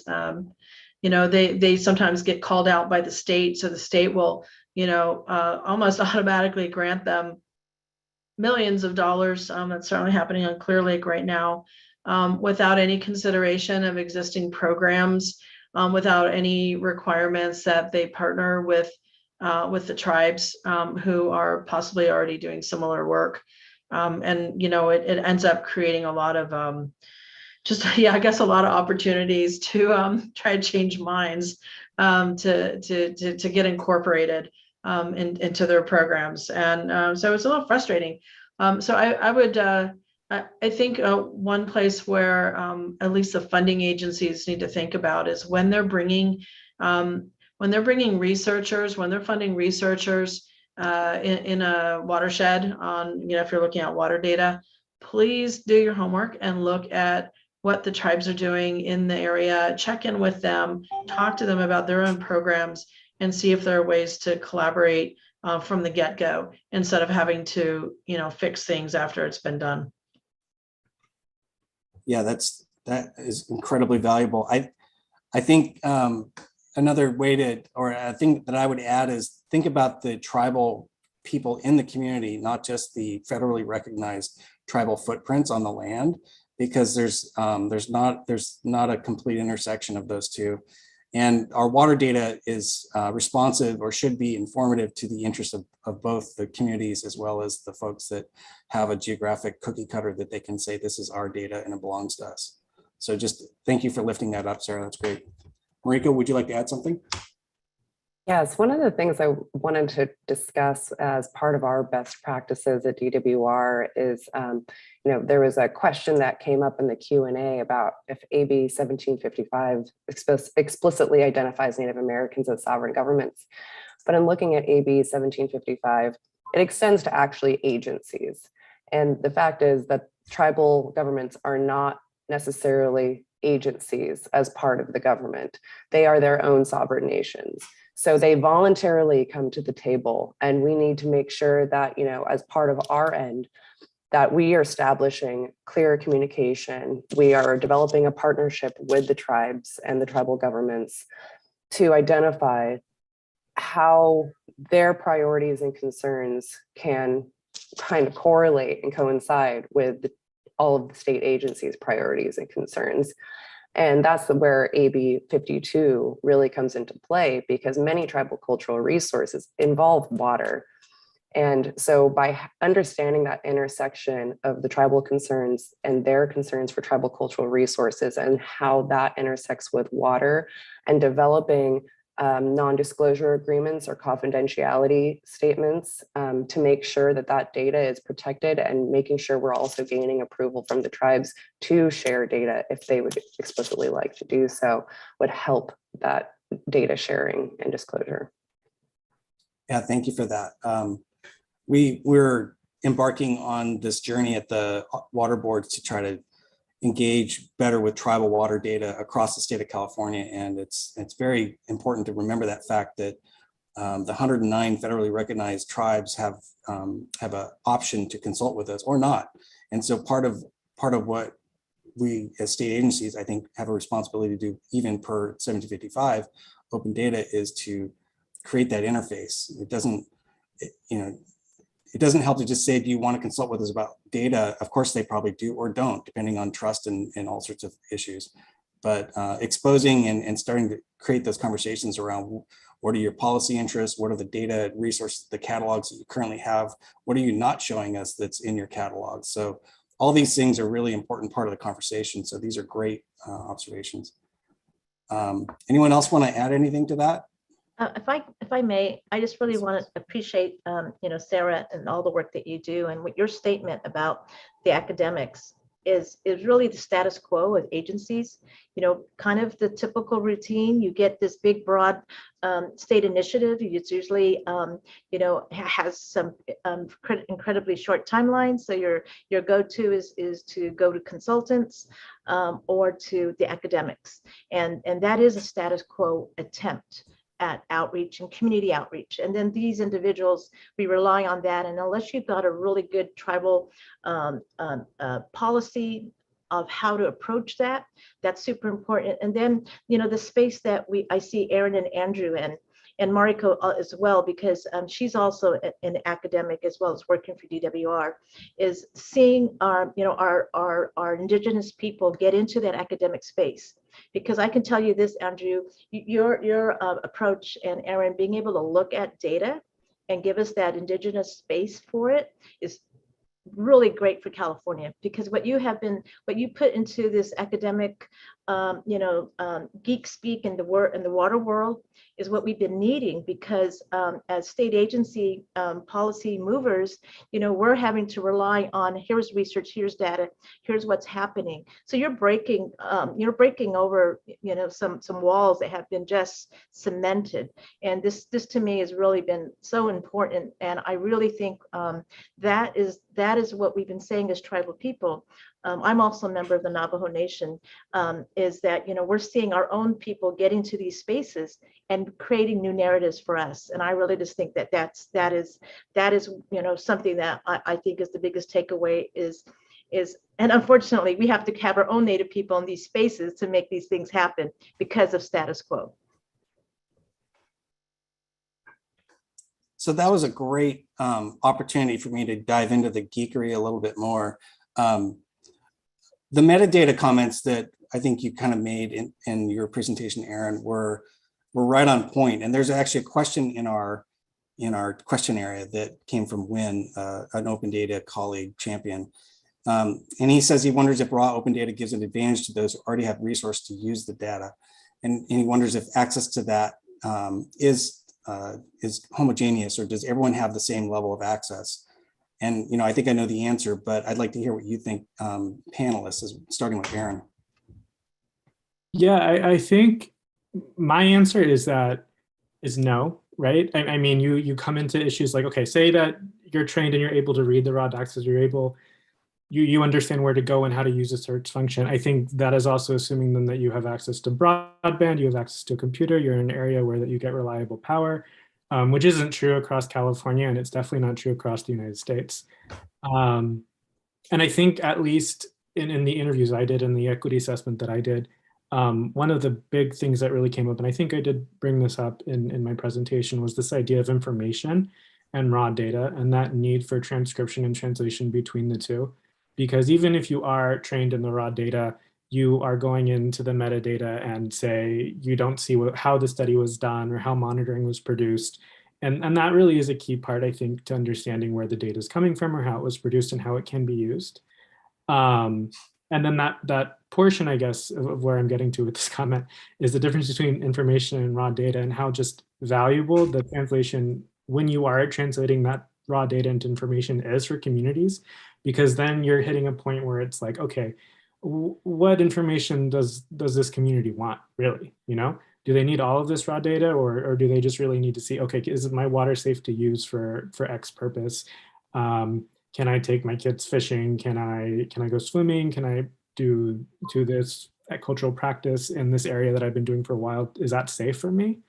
And I think that's also kind of sorry, I'm kind of going off track and going on a tangent now.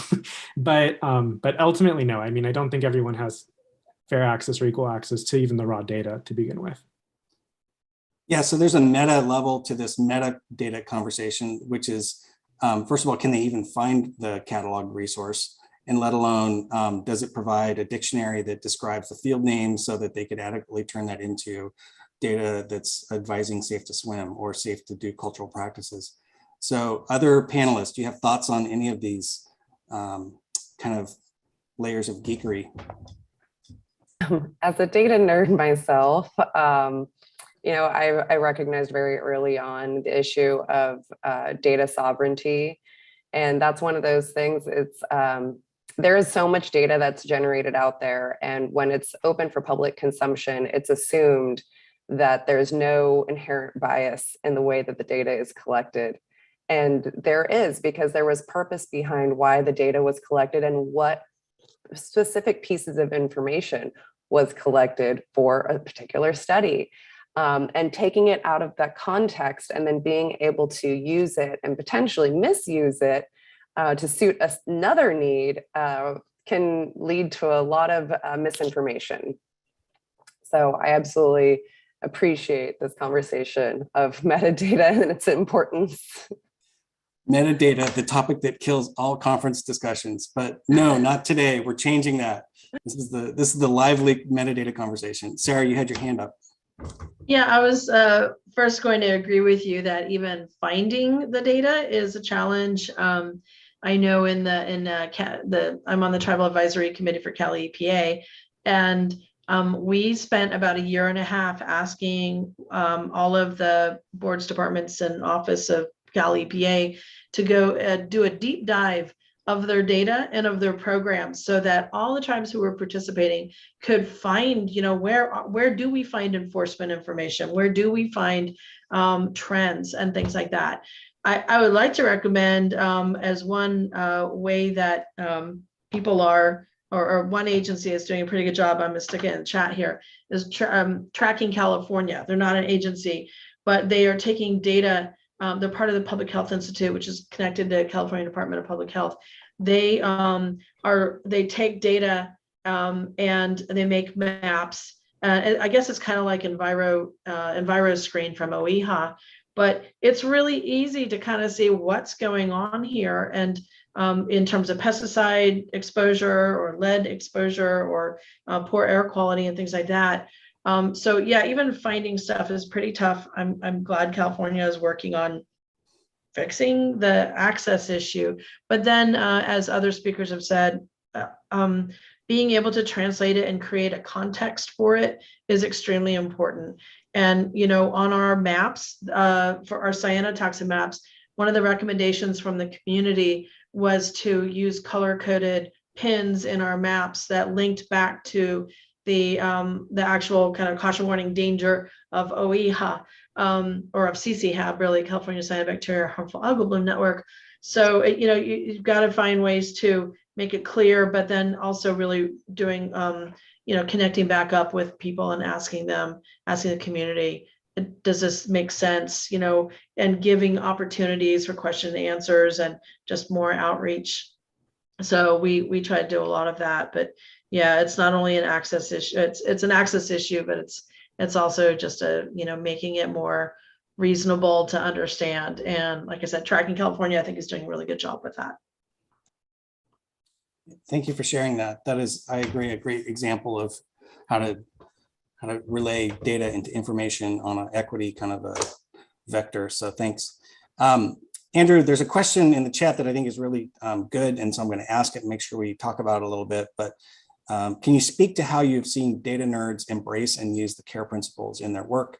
Maybe provide a good example of when folks did things well and an example of something that would be to avoid or a lesson learned. If you're avoiding the CARE principles, then you're continuing on with business as usual, using the already in place frameworks, not considering or not engaging Indigenous communities, those topic areas as well.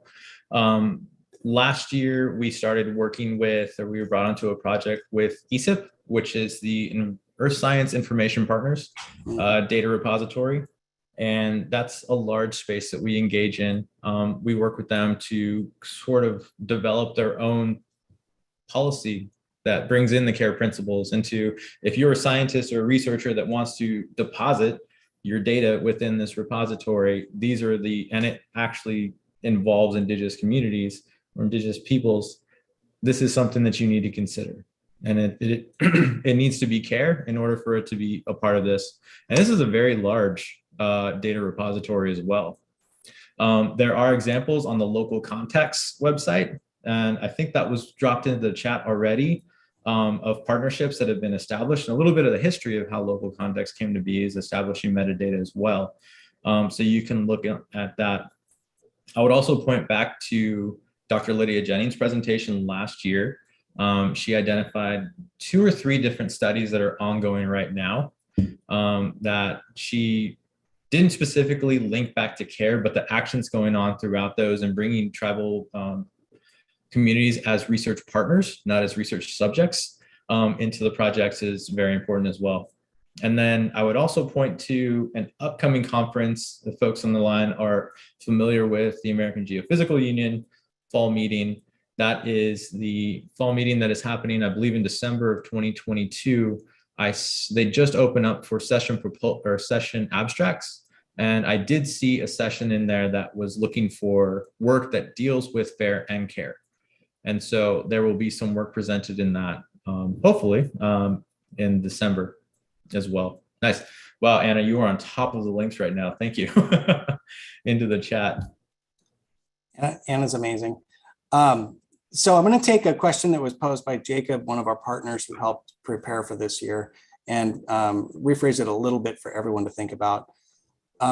Doing water data infrastructure work takes time and money. It takes staff time. In my case, we're blessed, so to speak, at the Water Board to have dedicated people whose job is to kind of think about data infrastructure within an organization as large as ours. We have 2,500 employees, over 50 enterprise applications with a tremendous amount of water data, both administrative and water context. And so just even having 5 or so people within an organization like ours who think about data infrastructure is not enough. So with that in mind, does anyone here have any ideas on how to fund water data infrastructure support? I know that I've heard our board chair, Joaquin, talk about water data infrastructure is water infrastructure. And so as we move forward and build out a lot of these infrastructure projects, does anyone have any suggestions or examples of how to properly fund the work it takes to do the metadata and the curation and the automation and all those things? And let me ask the department folks first, since state agencies probably think about this a little bit. Yeah, if I could say that at DWR, we have Prop 68 funding under SGMA that calls for technical assistance. And, it just says technical assistance. And sometimes, we get lazy and think, oh, well, mediation, facilitation, opportunity to have a consultant assist. But tribes are not utilizing this technical assistance to its full advantage. And I would think that something like the data system is important, because a lot of that technical assistance is for water quality monitoring, well monitoring. And what we have seen is the reluctance of tribe to share data, and even on their well data. And some tribes have actually utilized this technical assistance funding to put in new wells. And DWR says, well, we would like to have some wet water well data. And the tribe said, well, thank you, but no thank you. We'll put the well in, which is totally their right. And we can't force them to share that data. And some tribes have done that. But then we're trying to think about, how can we make that process, a win-win for the tribe as well as a state agency, because with our drought and with the groundwater depletion and overdraft, it's to the state's benefit, and all citizens, tribal citizens, and as well is understanding what's happening in our water basin. So that is a big divide right now.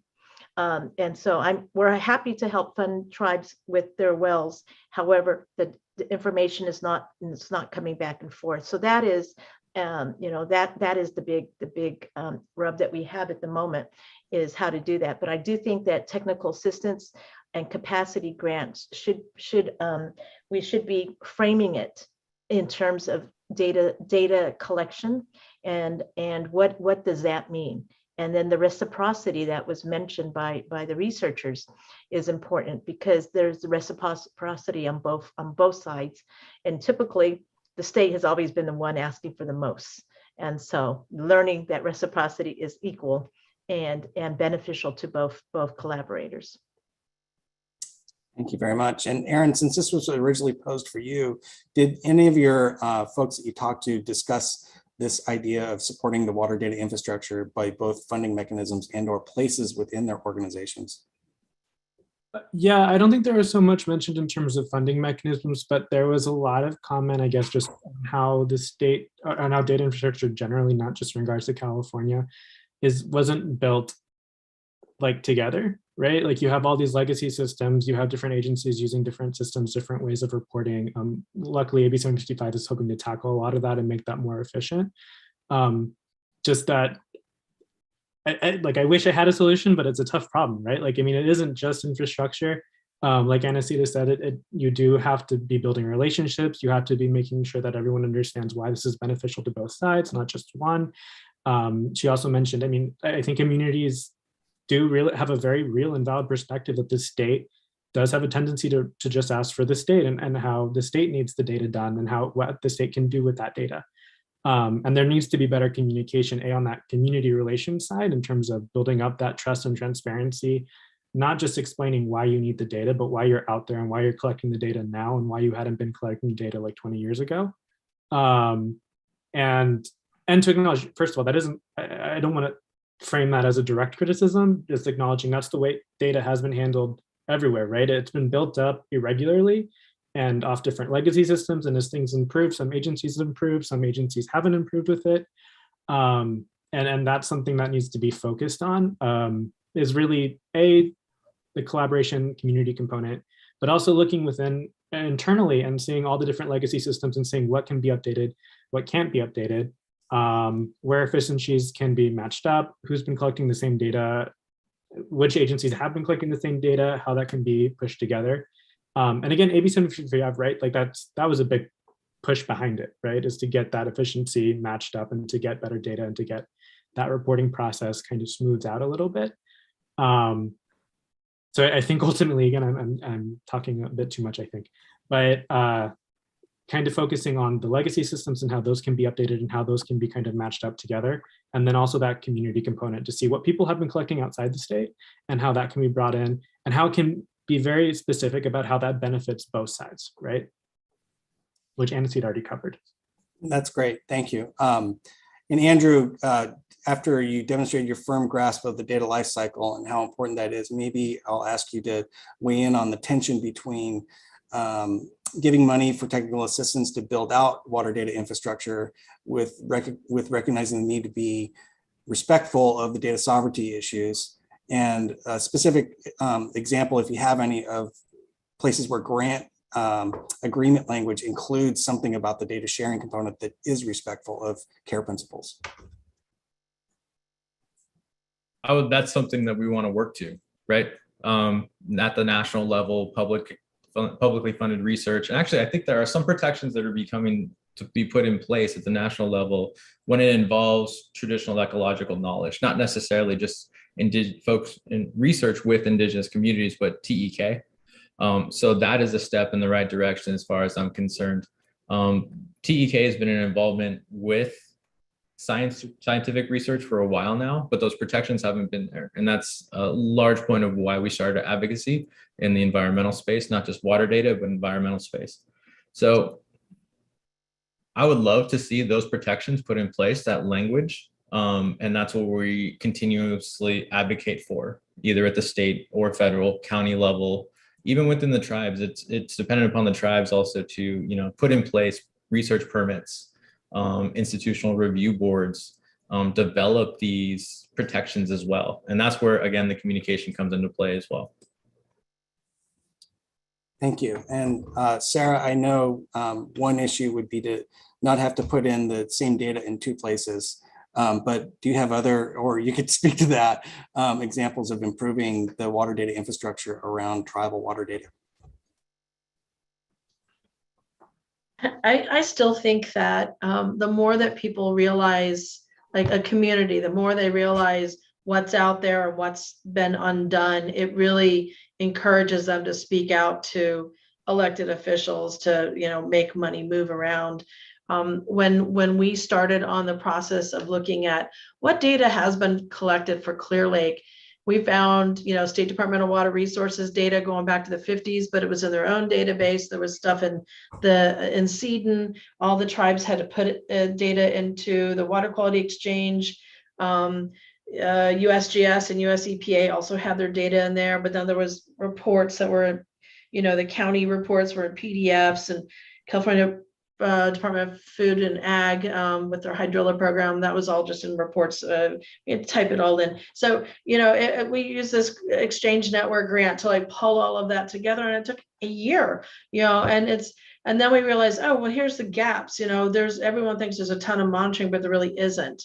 And I think it's important for a community to look at what actually is out there, because the more that you go, oh, well, they couldn't assess this one creek for fecal coliform, and it's not listed to have a TMDL because there was only 3 monitoring events in the last year instead of 4, and they couldn't assess it, and our monitoring never made it into their assessment. So you just start to realize all sorts of stuff when you look at data. pull it all together, and then you can start making money move around. So you know, it's taken us a few years, but to pull it together for Clear Lake, but I do think that California is trying to fix that with some of your initiatives, and I look forward to seeing more come from that. But the more that people know how to you know, have access to it, they'll start demanding things, I think. That's great. I welcome anyone else who would like to speak to this idea of building up a better water data infrastructure using funding or institutional tools or other things.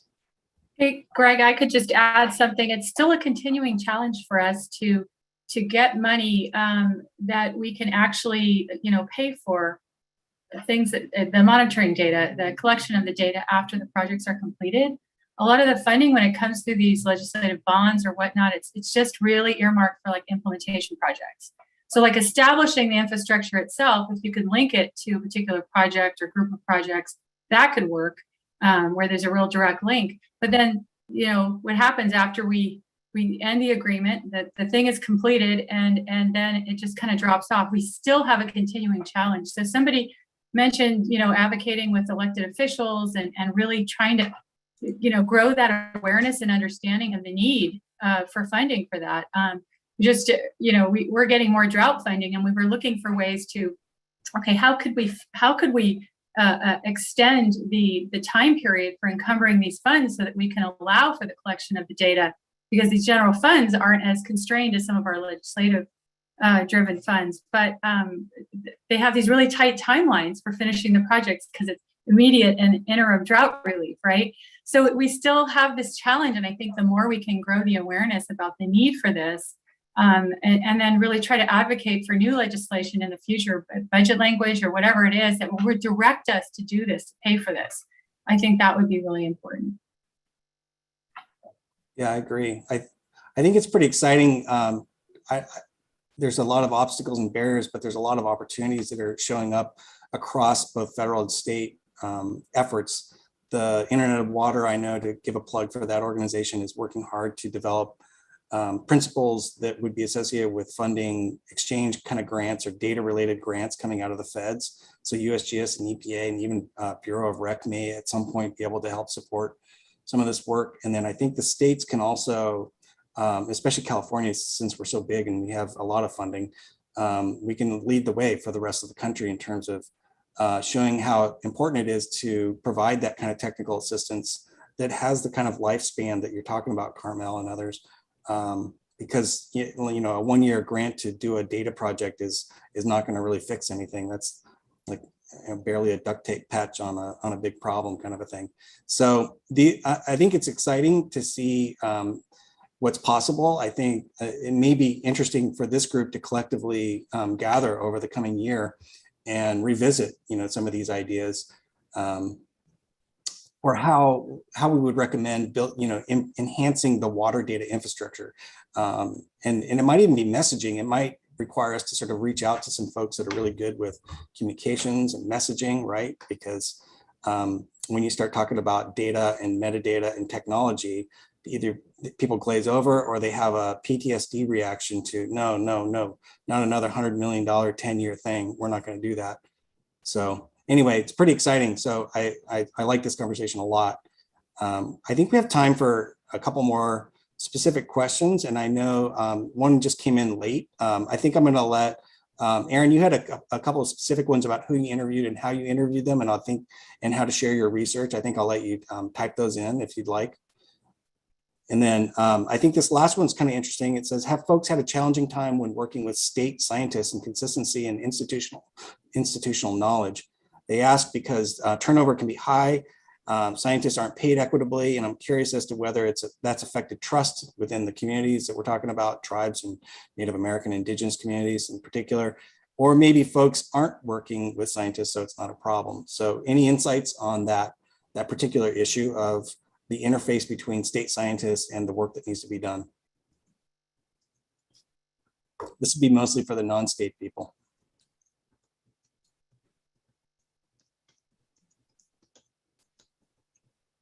And Sarah, you're welcome to be very honest about OEMA.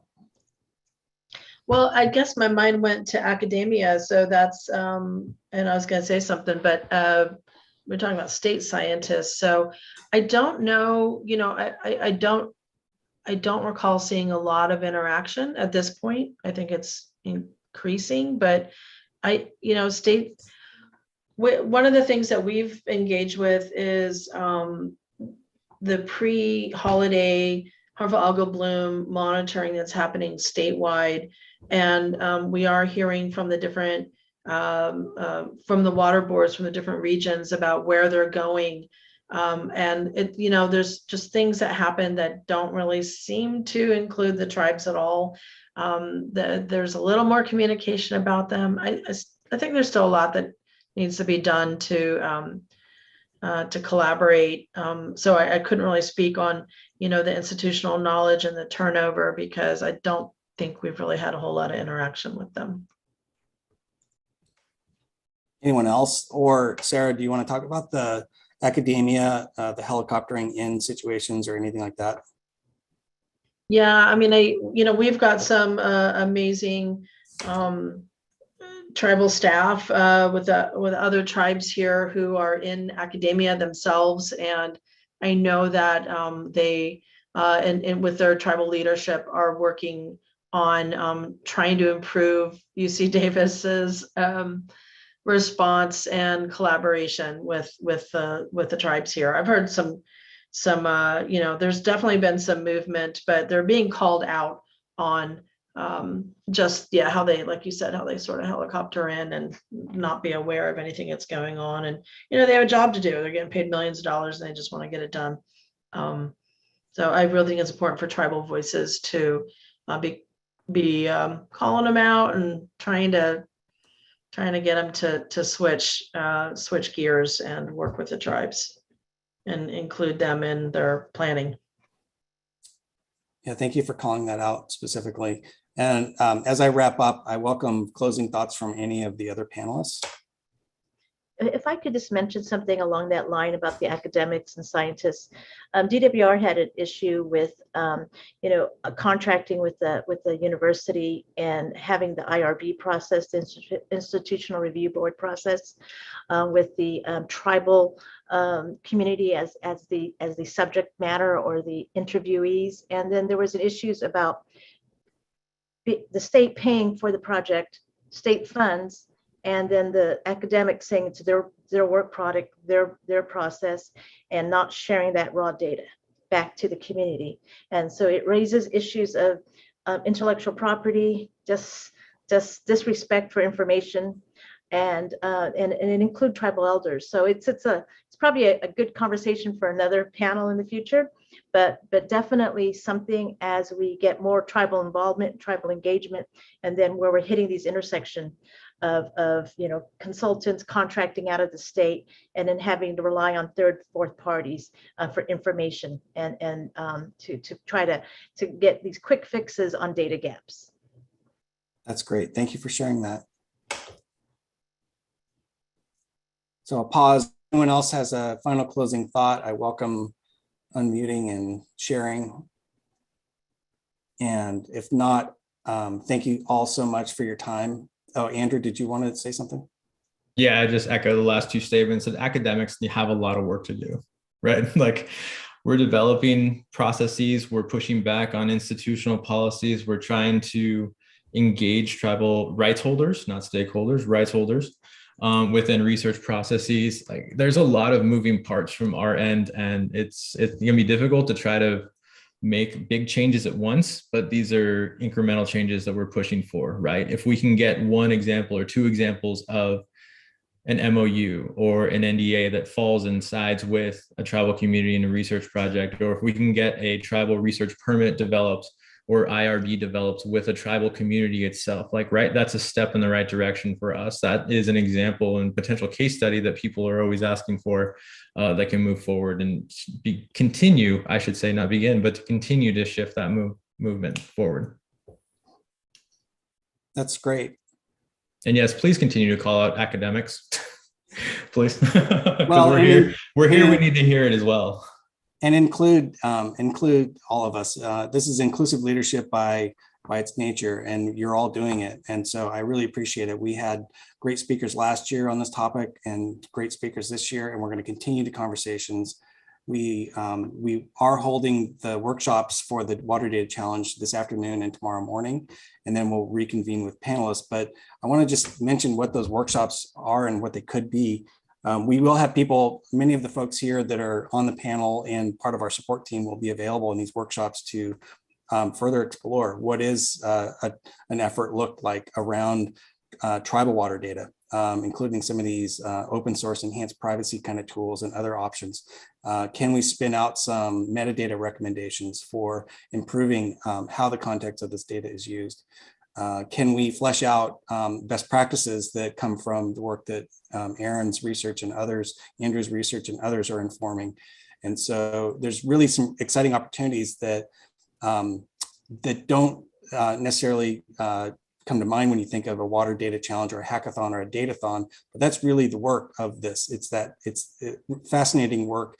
You'll make partnerships and meet people and get information that is invaluable because of the synthesis that occurs when you have a group of people that are not only subject matter experts on maybe the funding like Carmel and other folks like that, but also just the context of how water quality is intersecting with tribal practices, tribal interests, tribal community folks that don't live on tribes. So there's just a lot of really exciting things that can happen. And I encourage you all to consider attending either this afternoon's or tomorrow morning's workshop.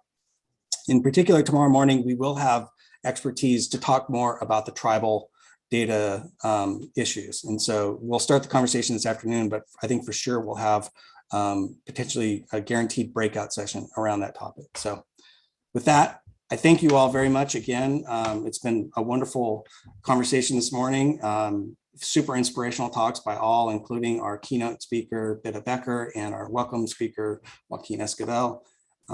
So thank you all for coming. In the audience, your participation was also invaluable and part of the whole experience. So thanks, and I'll talk to you guys soon.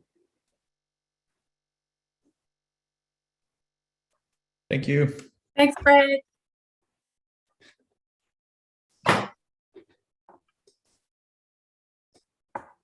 Thanks, everyone. That was amazing. Have a great afternoon.